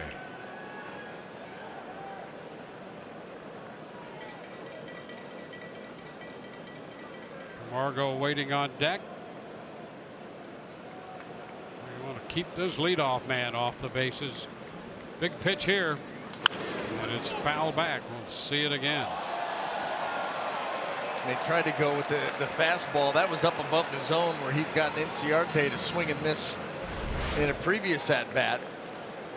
Right up there, he's short enough, but I wonder if you follow that up here with the slider. We've seen him expand his zone quite a bit. Don't want to expand it too much because of the full count. And strike 3 call. Nice pitch right there to get him looking. Inciarte called out on strikes. And here's Blake going with the slider, but trying to make sure it stays in the zone. Ends up locking him up middle in. Gets the strikeout nonetheless. And that's going to be it. So Blake Snell 6 1/3. And the Rays are going to make a call to the bullpen, brought to you by the Florida Lottery.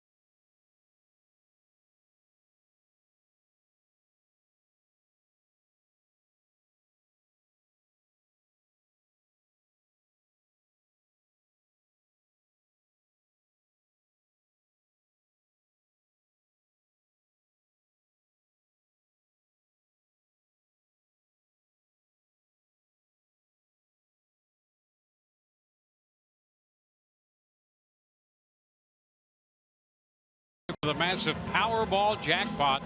Pick your lucky numbers and get your Powerball ticket at any Florida Lottery retailer. The Florida Lottery, it's your ticket. Claim it. Must be 18 or older to play. Play responsibly. Now Snyder with Blake Snell in the Rays dugout. 6 1/3. 105 pitches for Snell. He was impressive, very impressive. One pitch to Acuna Jr. he got out of the ballpark. The only really real mistake he's made. Ryan Stanek, and the first pitch is a strike. You think about the changeup to Culberson, okay, triple, but then what did he do after that? Yep. He just knuckled down and left him standing down there.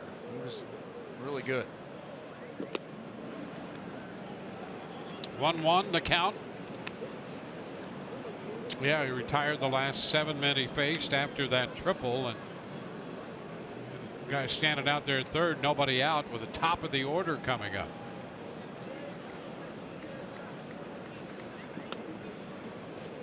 Uh, 2-1.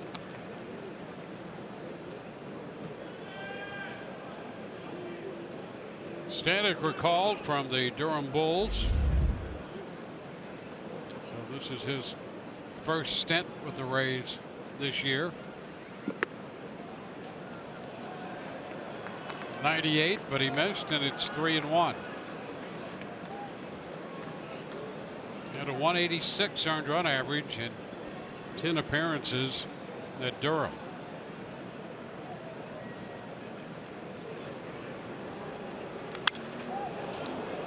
Seven, and the fastball fouled back. That's never been any question with Ryan Stanek with the velocity. He's a big fastball guy, getting up there close to triple digits.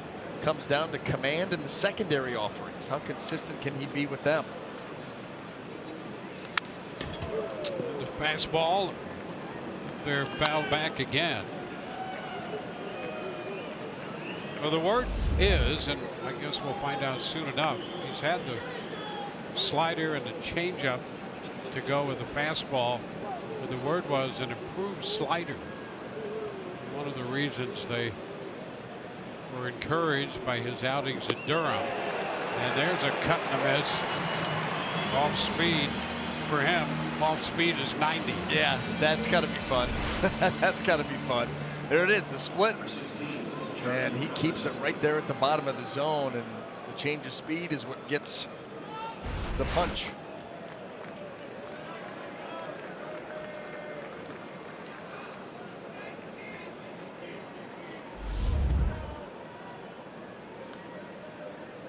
Two gone for Culberson. And there's a strike. There's that slider that you're talking about, just a little wrinkle in it. 88.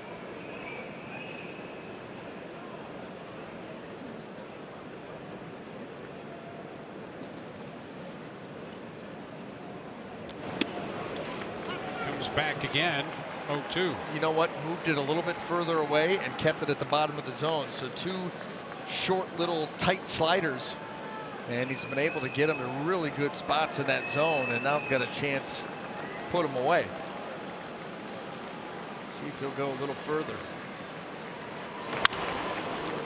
And the fastball foul. That one hit 99 and foul the other way.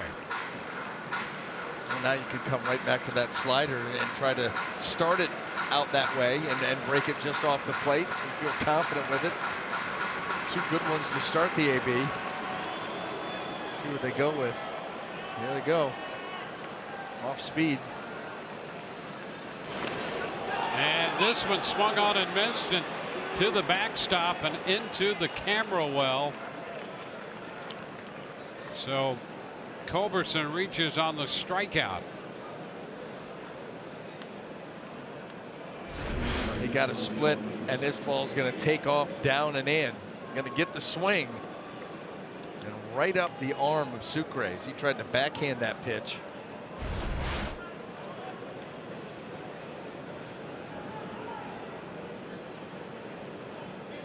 So a base runner on the strikeout.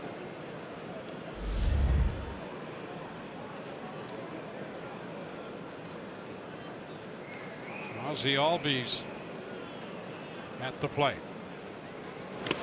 And what a stop this time by Sucre on the fastball down and in. Backhanded it in the dirt. Yeah, that's a do or die type of a play here. Stay behind it. Look, he's expecting that away. has to go all the way back in off the plate and just snow cone. Snow cone.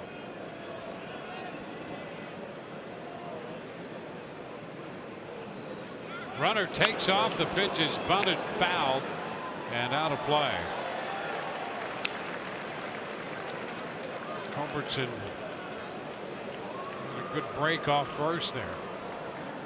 Boy, it almost looked like Albies too was trying to bump that ball hard enough to roll it into shallow left field. He did have a good jump. He was going to steal that bag without the attempt. A raised defensive setup. Matt Duffy all by himself over here at third.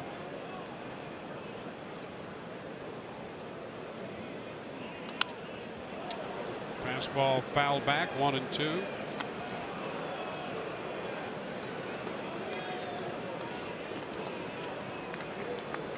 Stanek ahead, 1-2. He already has 2 strikeouts. Snell had 1 to start the inning.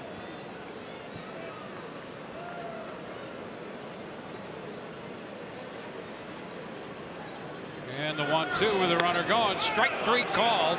Throw down, but it's academic. So 4 strikeouts in the inning by Rays pitching. 3 by Stanek.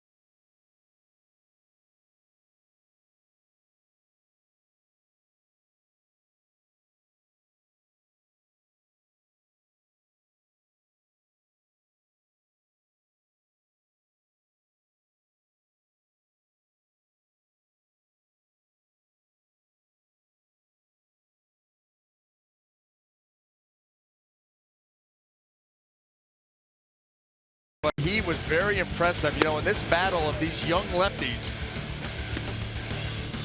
Blake Snell was very good, and Newcomb was matched him pitch for pitch, maybe 1 pitch better. I'll tell you, he was really good with the changeup, working that fastball in. Very rarely did he get strikes in there with it. Got a big one there on Matt Duffy, but he really worked the fastball changeup combination back and forth all night long, kept the Rays hitters off balance, goes 6 shutout, did walk 3. But none of those came around to score.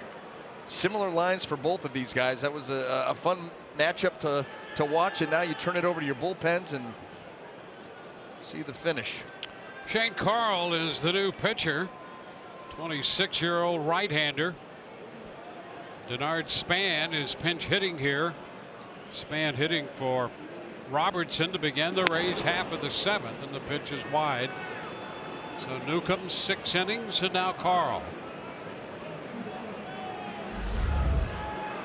Carl fastball, slider, also has a curve and can drop the changeup in there.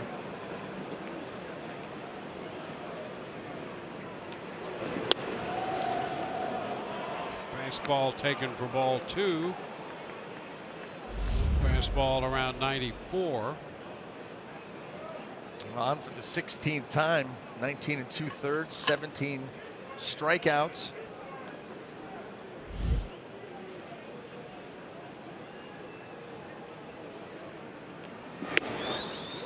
And he falls behind Span. He's come right in, nibbling to Denard Span, and you know, late in the game, You know what kind of at-bats Denard's going to give you time in and time out. He's really locked in right now. Not going to chase. It's a strike.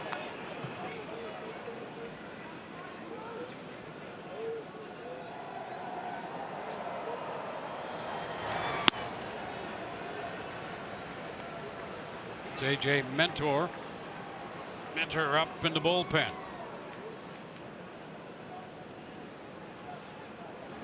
And ball 4. The Rays put the leadoff man on in the bottom of the 7th inning. So Kevin Cash decides to lift Robertson.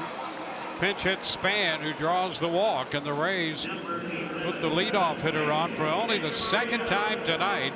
Ironically, it was Robertson who walked to open the 2nd inning. The only other time the Rays have had the leadoff man aboard. Well, oftentimes those come back to bite you. And Carl missing wildly with 4 of the 5 fastballs.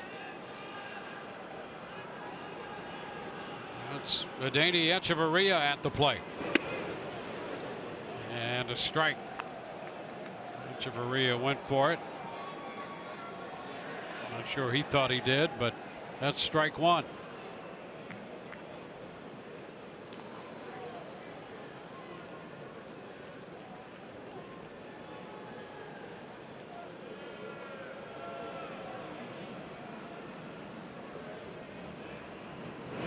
Ground ball by the mound, headed to second. Out there, throw to first. It's going to be in time. 4-6-3. Albee started the double play with Camargo in the middle. Tell you what, these guys turn an awful lot of double plays, and this synergy up the middle between Albies and Camargo. You know, this ball's not hit that hard, and Echeverria's hustling, so the pitch has to be quick, and you know the guy's got to be there. And so Albies puts a little something on it to get it there as quickly as possible, and then Camargo really lays into the throw over to Freddie Freeman, and they do get that double play. That was well turned. Here's Sucre. He takes a breaking ball in there for a strike.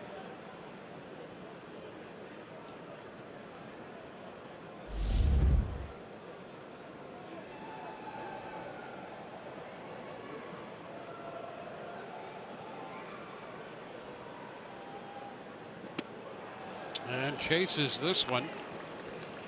Slider, and it's 0-2. I got a report coming through that James Paxton of the Seattle Mariners. Yes. No hitter through 8. Through 8. Against the Blue Jays. Well. That's in Toronto. Yes. Ground ball, rolled to short. Camargo makes the perfect throw to first. And the Rays are out in the 7th. We go to the 8th. It's 1-0 Atlanta.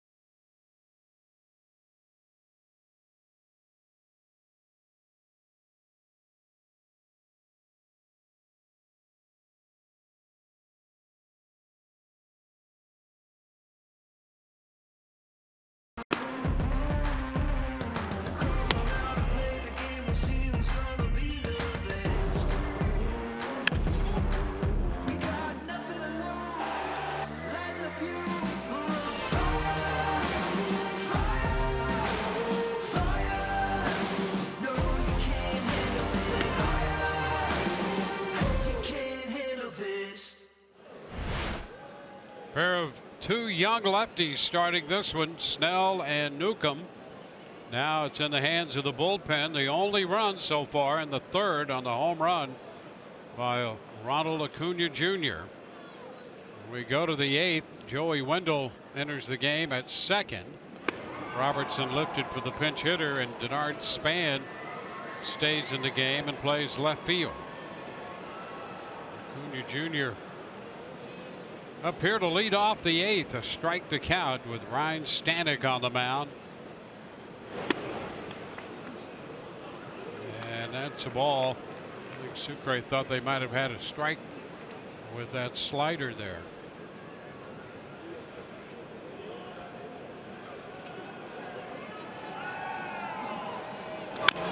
Tapper foul. 1 ball, 2 strikes.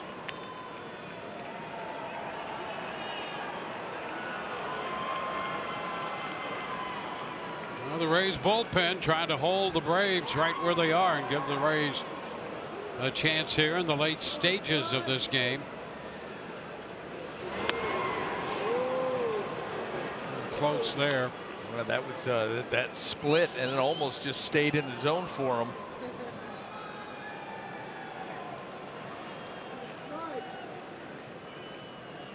Two and two. It's popped up, foul ball. Or is it? No, that ball bounced back up and falls on the infield, and it came up and hit Echeverria. That ball short hopped Echeverria. It hit the speaker. Boy, and that got up there so quick. Yeah. And Echeverria took a shot.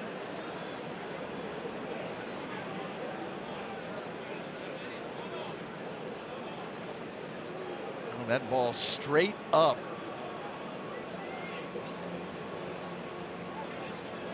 So the ball was a foul ball that hit the speakers. Yeah, a couple of curved speakers up there. Like the half moon right directly above home plate. And I mean, that ball, the velocity of the pitch, that ball got up there so quick and hit it so hard.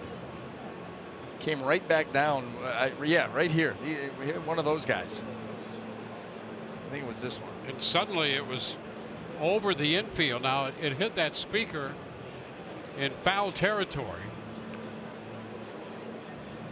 And you know, you're concerned about Echeverria because he was making a diving attempt, and that ball short hopped him. Hit him in the face, and this cannot be pleasant at all.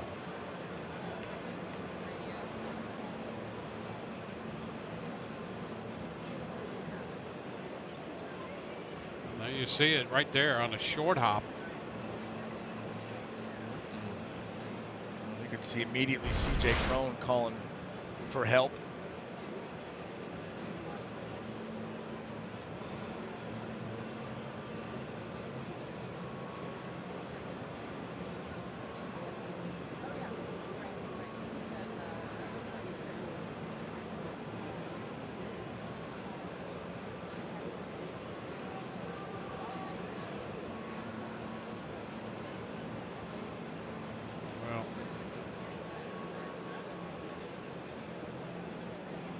Rays gonna have to make a change here, and I'll tell you,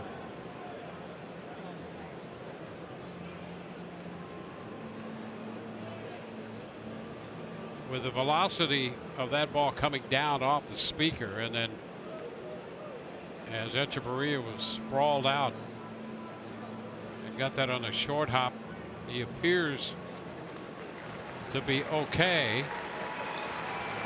But not the kind of situation where you're going to take any chances.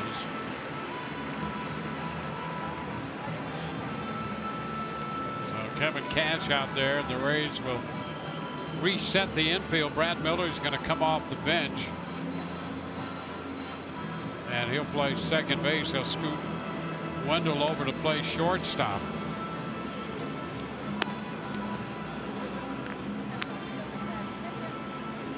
So that will be the change, and Echeverria there You know, that's the thing too. You talked about the velocity of it coming down. You know, a lot of times if a ball does hit a ring, you know, it glances it, it stays up there, allows guys to settle underneath it, even if there's a change in direction. That thing went up and came down so quick, and it, you know, it hits that curved speaker and shoots it back out into the field of play. So guys didn't have time to really react. I mean, it just, everything happened so quickly, and you could see the left eye of Echeverria kind of favoring that. Well, Acuna Jr. back in, and he lines this one up the left side. That's a foul ball. So the Rays now have Duffy still at third. Wendell, who just entered the game at second, has moved over to play shortstop. Brad Miller in the game at second. Crone still at first. With Stanek on the hill. Another 2-2 pitch. Upstairs. It's full, 3-2.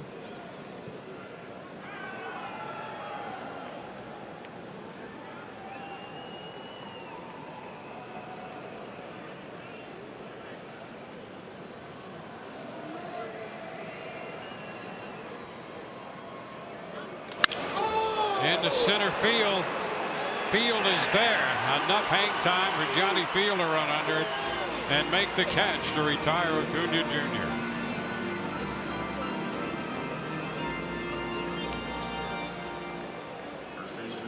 One gone in the eighth, and the first baseman, Freddie Freeman,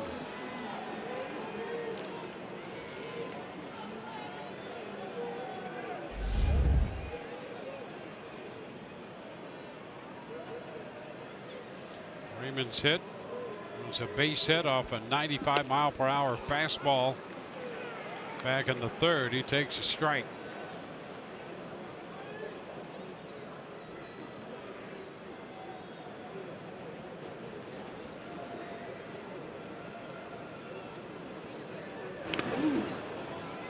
One and one. Freeman retired in the fifth. The shortstop at the time, Echeverria, on a ball toward the middle. That ended that threat by Atlanta when Culberson opened the inning with a triple and was stranded there. This one is lifted foul out of play.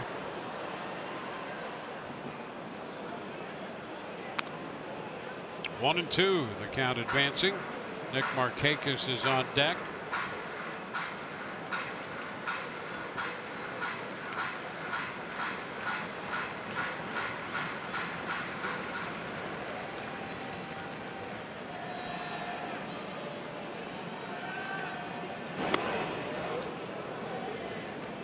Two. Got a no-hitter in Toronto. The Mariners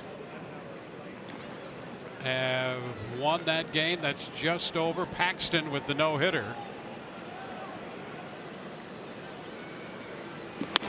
Now ball three. Freddie Freeman with a full count.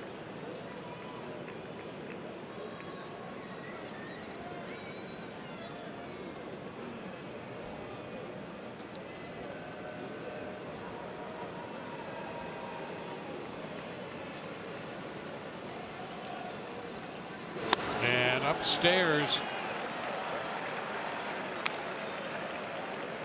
a one-out walk to Freeman. More on the big story coming out of Toronto. James Paxton closing it out with the last two outs here. Final out coming. How about this? And did you see the pitches that ended it? 97 on the punch out. Then there was a 98 on the board. That was the previous pitch. And then that last one, 99. Those are your last three fastballs to get it. Wow. Did he throw 100 pitches? We had 92 coming in. Yeah, so he probably did, but who knows? 99. He didn't throw 100 pitches. There you are. Well, I tell you what, that's getting it done. I'm gonna. And by the way, so that's a 7-pitch ninth with a strikeout. Yeah. That's getting it How done. about that? Wow. 99 pitches. Struck out 7, walked 3, and Paxton How do you do that? That's 11 pitches per with 7 punchies and 3 walks. Yeah. Fly ball off the bat of Markakis into left, and Denard Span is there. 2 gone. So a 5-0 Mariner final over the Blue Jays. Paxton throwing a no-hitter on 99 pitches. Not a good day for Toronto, for the Blue Jays.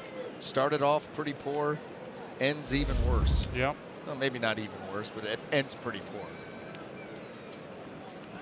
Roberto Osuna running into some trouble. Yeah, arrested this morning and then go out and get no hit tonight. Kurt Suzuki 0 for 3. Pitch is high, 1-0.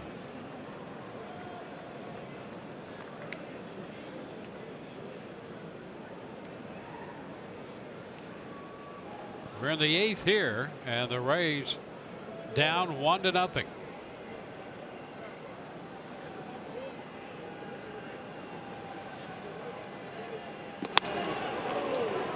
Put in 2-0. They're at 97.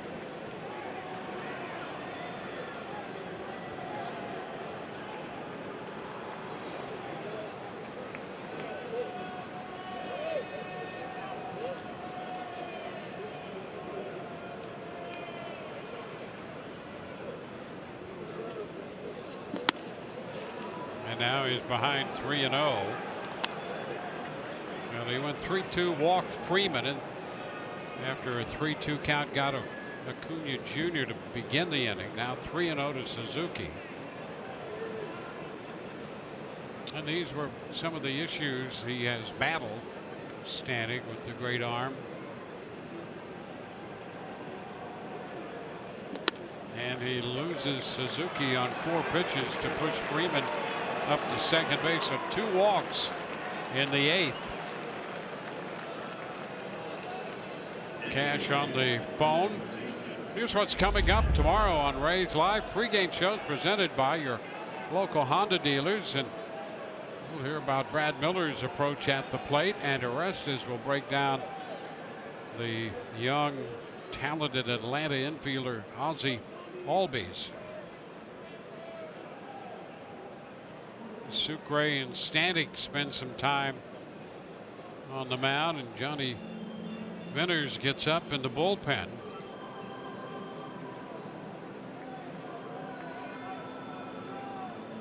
Bautista is due up. Kyle Snyder's going to go to the mound to spend a little time while Venters loosens.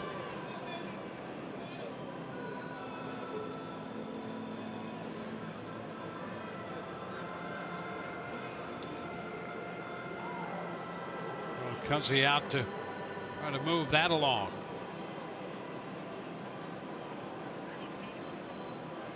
Well, the Royals, after a 10-run first, have a 15-1 lead on the Orioles in the top of the 7th at Baltimore. Ouch.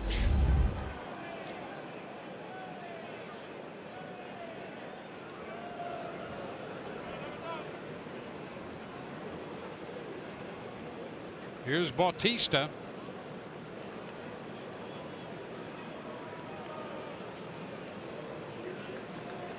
Pitch upstairs. You know, here's the other thing about the Paxton no-hitter.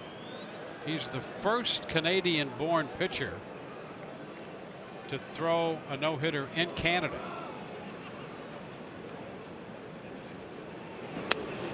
Down and in, 2-0. Second Canadian pitcher overall to throw a no-hitter. Dick Fowler back in 1945 threw one for the Philadelphia A's against the St. Louis Browns. Well, the problem from the Canadian point of view is he did it against their team.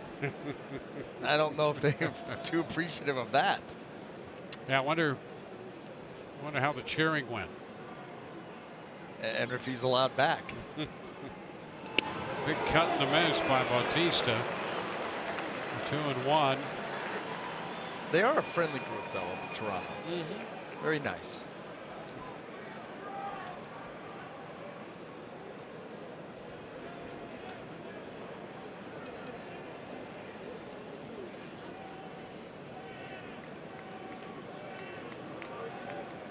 Two men on with 2 men out. The 2-1 pitch.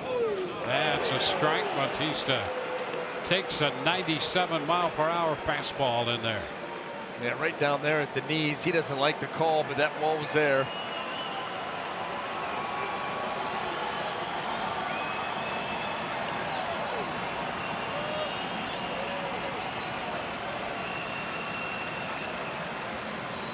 Two.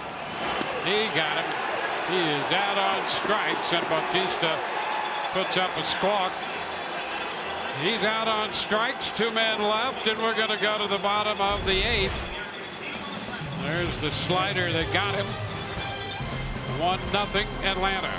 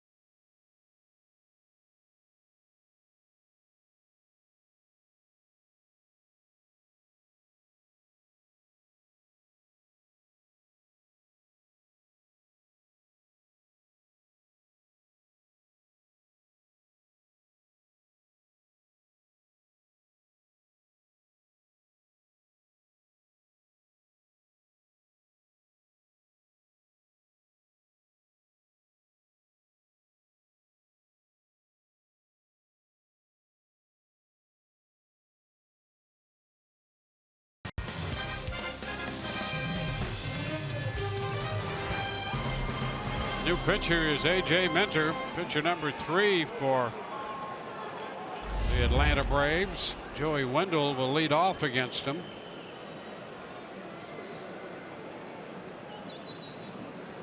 They're cutting him in, strike 1. Well, the one thing that jumped out at you when you looked at his numbers, you know, a little over 14 innings of work, but 10 walks. So he's got a good arm, but you've got to keep him in the zone.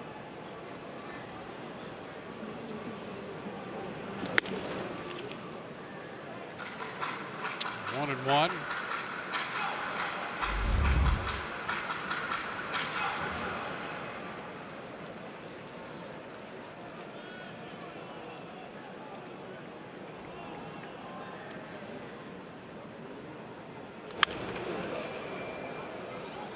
One and two.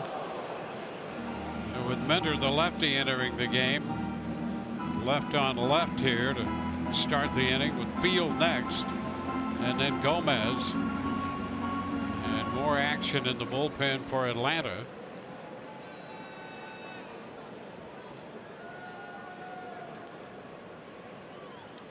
It's Dan Winkler down there in the bullpen. There's a liner into right. Coming in briefly, Markakis, and he put on the brakes and retreated a couple steps. So Wendell lines to right for the first out in the 8th. The Republic Bank Draft Room, exclusively for Rays season ticket holders, lends hospitality and comfort, offering local craft beers and signature food items Tropicana Field's premier destination area exclusively for Rays season ticket holders. The Republic Bank Draft Room. Call 888-FAN-RAYS for information. County Field takes a fastball high. Minter with that one in at 96.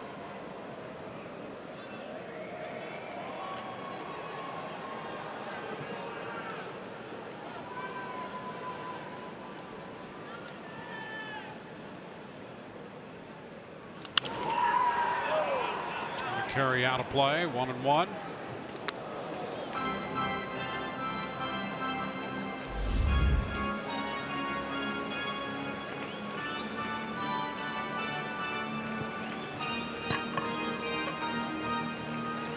Alex Colomé up in the bullpen. Venter's up as well. He was up last inning.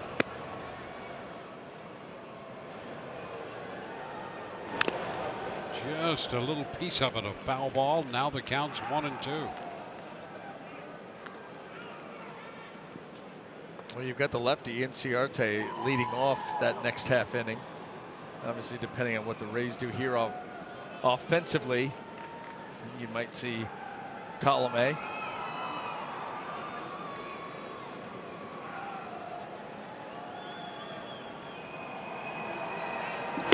A cut and a miss, 96 up. And Field is out number 2. Well, H.A. Minter, you have 2-pitch guy, fastball, slider. He stays behind it, he spins it, gets it up above the belt there, between the belt and the letters.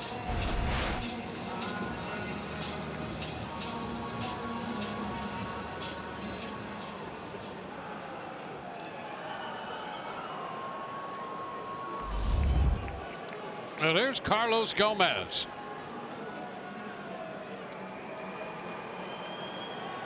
Gomez looking for his first hit tonight. And there it is, a line drive base hit into right. The Rays have a runner. So on the first pitch, Gomez is aboard. He didn't feel like that at bat was going to take very long, because Carlos Gomez was going to be up there swinging. And they try to get in on him. That ball stays middle of the plate and down, and he just shoots it out into right field. C.J. Cron is due up, and Atlanta will not allow him to face a lefty. They're going to make a pitching change, and this call to the bullpen is brought to you by the Florida Lottery.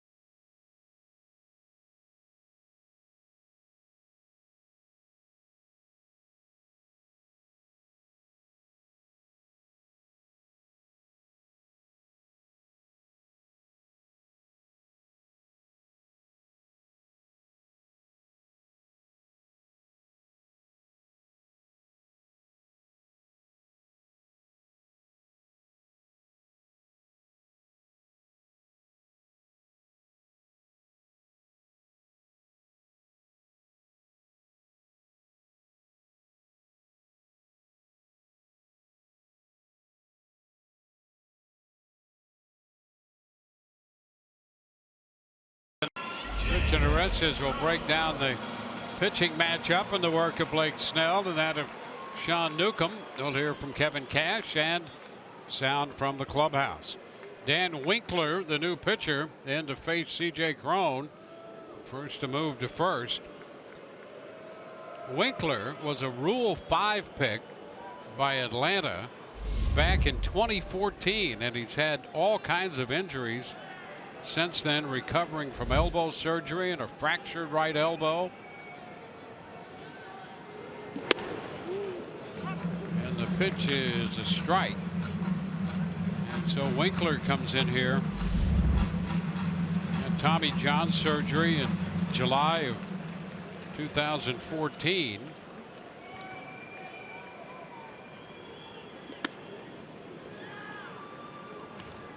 One and one. I'll tell you what, he's figured out a way to miss some bats. 22 strikeouts and 15 and a third, holding opponents to an average of just 100.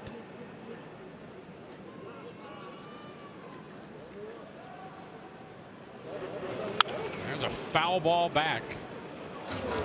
Pitch out over the plate and up. Yeah, that's a dangerous pitch, and Winkler very fortunate that he got away with it. That was a cutter. 89 and up enough. You know, we know that C.J. Cron likes that, you know, that ball where he can really drop the barrel and drive, lift and drive, but still had a good swing at that pitch up.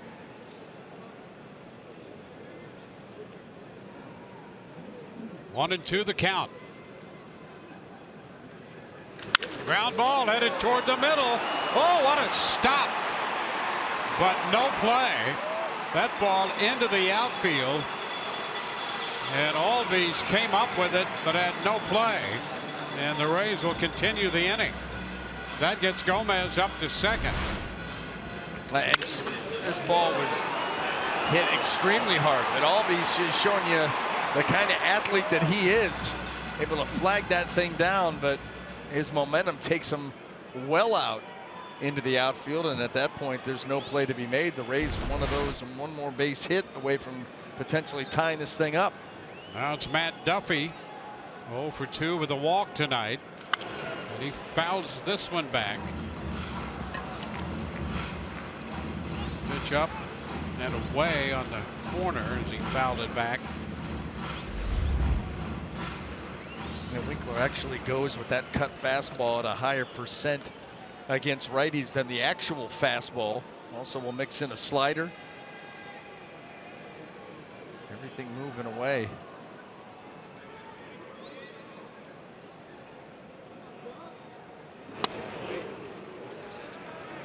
It's 1-1.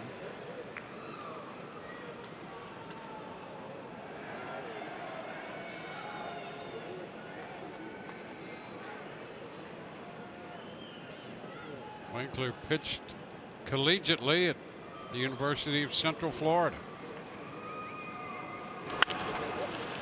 Foul out of play, and it's now 1-2.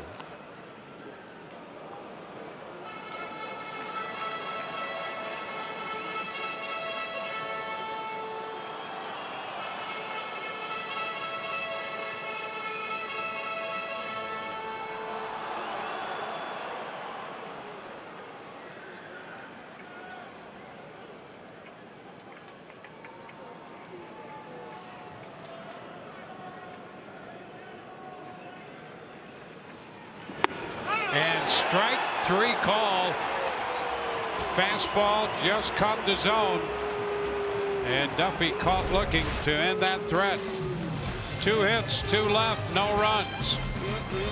1-0 Braves.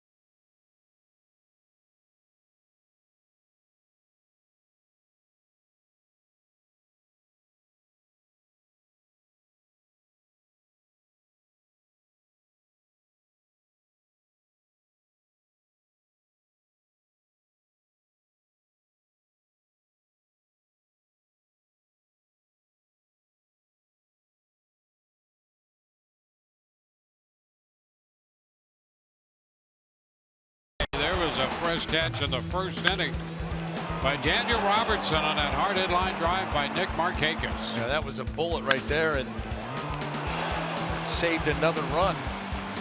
You think about some of the Brave opportunities. There was one there. They had a runner at third, Charlie Culberson, with a leadoff triple, and Blake Snell was able to pitch his way out of that.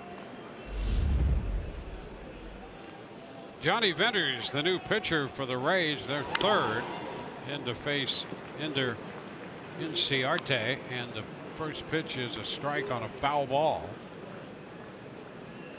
Venters back in the major leagues. There was some presence out of the Atlanta bullpen in 2010, 11, 12.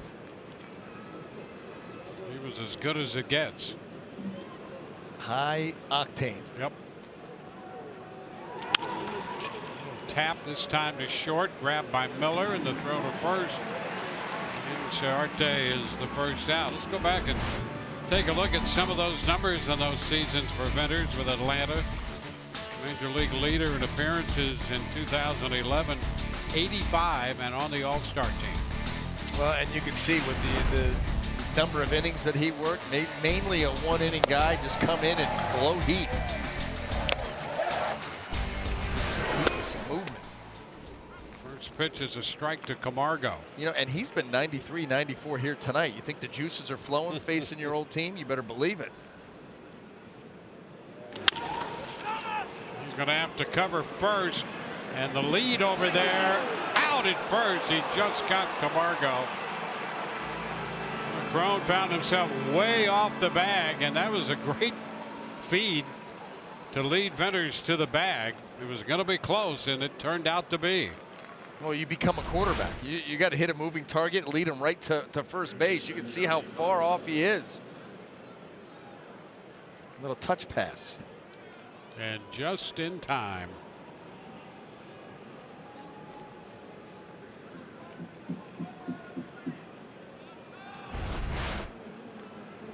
So 2 gone. Here's Culberson.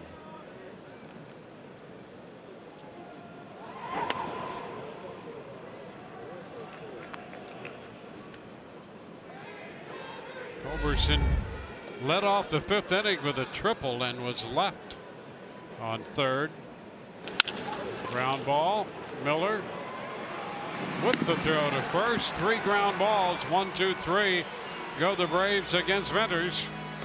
Bottom of the 9th coming. Rays are down by 1. Ramos to lead off.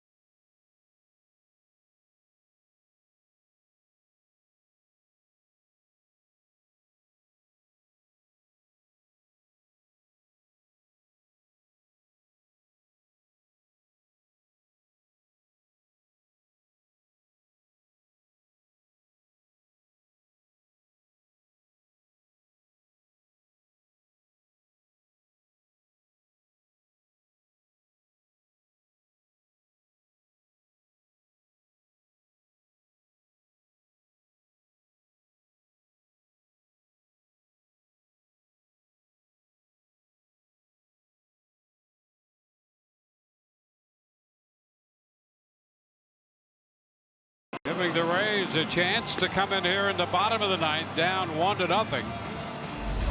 They'll face Arodys Vizcaíno. Game decided by 1 run. Well, the Rays, how about that? The Rays 16 one-run games. They're 5-11. That's half their games. Red Sox 10-3 with 13. Arizona, Detroit, and the White Sox also with 13 one-run games. 16 for the Rays. Well, you know what, then? I like the idea of a walk-off 3-run homer. Sounds like a shot. And forget the one run. Well, there's Ramos to lead off against the right-hander, and the pitch is a strike. Vizcaíno, 27 years old.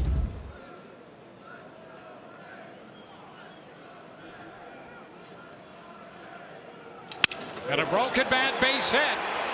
Well, the Rays get a base runner. So Ramos, who had gone 0 for 2 with a walk, has a base hit here. Well, he has been so hot, and he gets this one to fall in. That mislocation, it ends up getting in on Ramos, but he's able to wrap the bat around it. And even though it gets in on that label a little bit, he drops it into left field. Strong guy. So he extends the streak.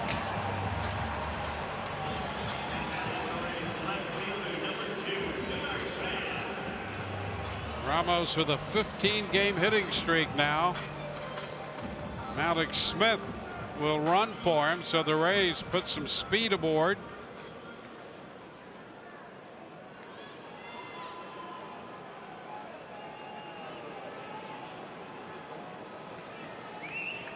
And the hitter is Denard Span.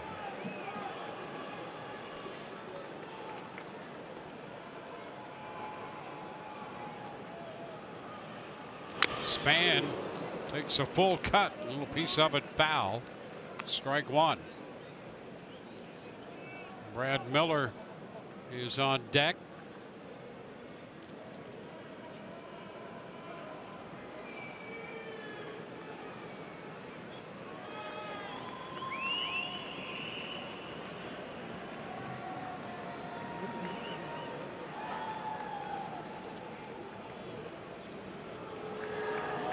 Vizcaíno spending a little extra time on the mound, stepping back. Well, you've got to be concerned with Malik Smith and his speed, and certainly that has his attention.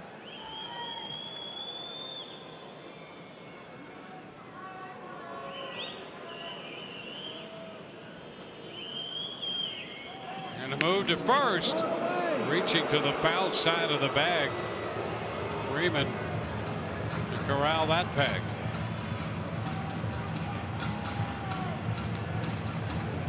Skip one by Freeman and you've just given up a triple. But he's definitely got his attention, and you'll see if maybe all of a sudden you get a pitch, a good pitch to hit at the plate. This one to the other side. Vizcaíno moved into the closer role at the end of July last year and picked up 12 saves in 13 opportunities.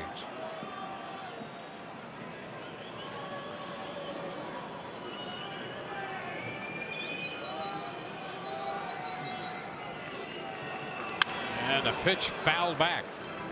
That puts Span down 0-2. A fastball, slider. Some of the left-handed hitters will see a changeup. Does have 9 walks and 14 2/3, so his command not always spot on.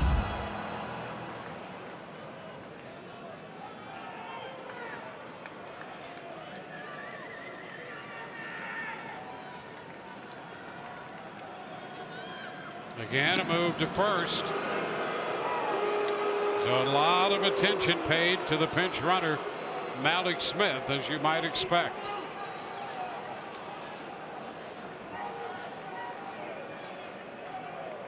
Atlanta claiming the only run of the game. It came in the third on the home run by Ronald Acuna Jr. And that's a big lead there for Malik Smith. We usually see him in that 13, he's 13, 14. There's a line drive going to be caught, and the double play. Albies with the leaping catch and the toss back to Freeman. And the Rays lose that base runner, and they're down to their final out. Boy, this looked good off the bat. And you see Malik Smith with a couple steps towards second. And that allows Albies, you hear the ball off the bat, at just 1.5 steps too many, and they get him. Now here's Brad Miller. It's upstairs.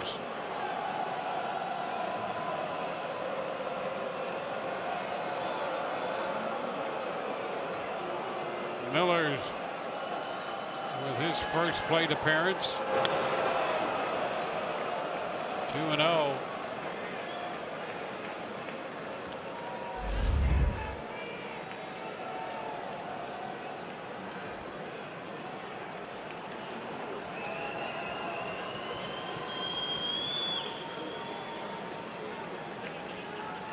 Sucre hoping to get a chance to hit in this game. Miller takes ball 3.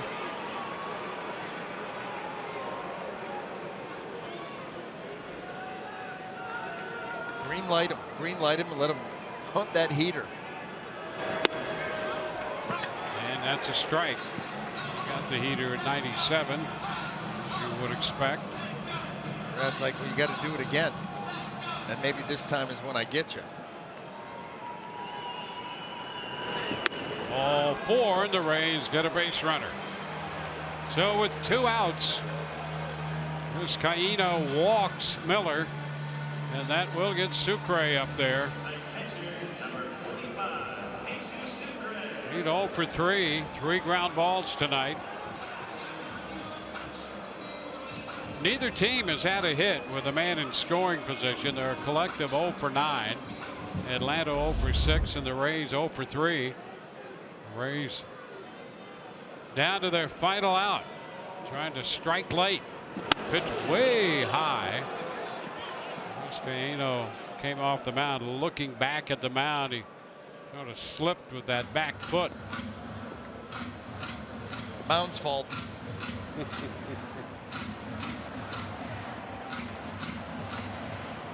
A little visit from Kurt Suzuki.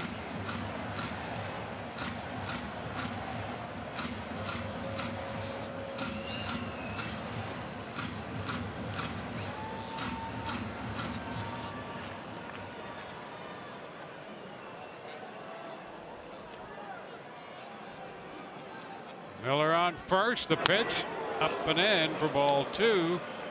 2-0, and now Vizcaino is going to get a visit. Chuck Hernandez, the Atlanta pitching coach, heads to the mound. Well, he's seen enough. I mean, we talked about it. 9 walks, now 10 walks in 15 innings of work. So he can be prone. And the last 2 pitches, bad misses, badly pulled. Then he kind of babied that fastball, left it up and in. Right now, having trouble finding it.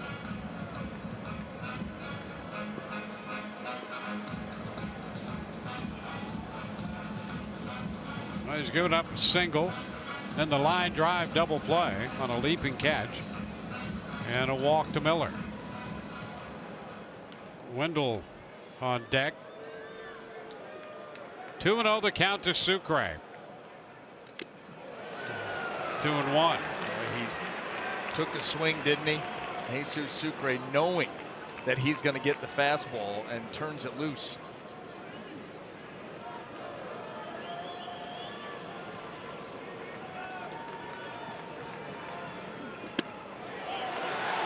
And there's a strike at 97 on the corner. In a perfect spot. Out of all of that, here comes that pitch. Yeah, Dwayne, amen. I mean, there's nothing you can do with that. So it's now 2-2. And a foul ball. Staying alive at 98. A 1-0 game, bottom of the 9th. Trying to go back to that spot and ends up getting it in off the plate. Missed by about 2 feet.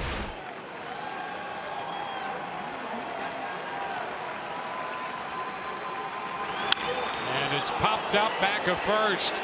Freeman is going to have room, and this game is over. Sucre fouls out to Freeman. The Rays get a runner, leave a man in the 9th inning, and Atlanta takes game 1 of this 2-game set. It's a 1-0 final. A run, 4 hits, no errors for Atlanta. They leave 8 for the Rays. No runs, 5 hits, no errors, 7 men left. Newcomb will get the win. He's 3-1. Vizcaíno the save. Snell the losing pitcher now, 4-2. Brian Anderson, Dwayne Stats. Hope you've enjoyed the telecast. If not the outcome, Rays Live, the postgame comes your way next.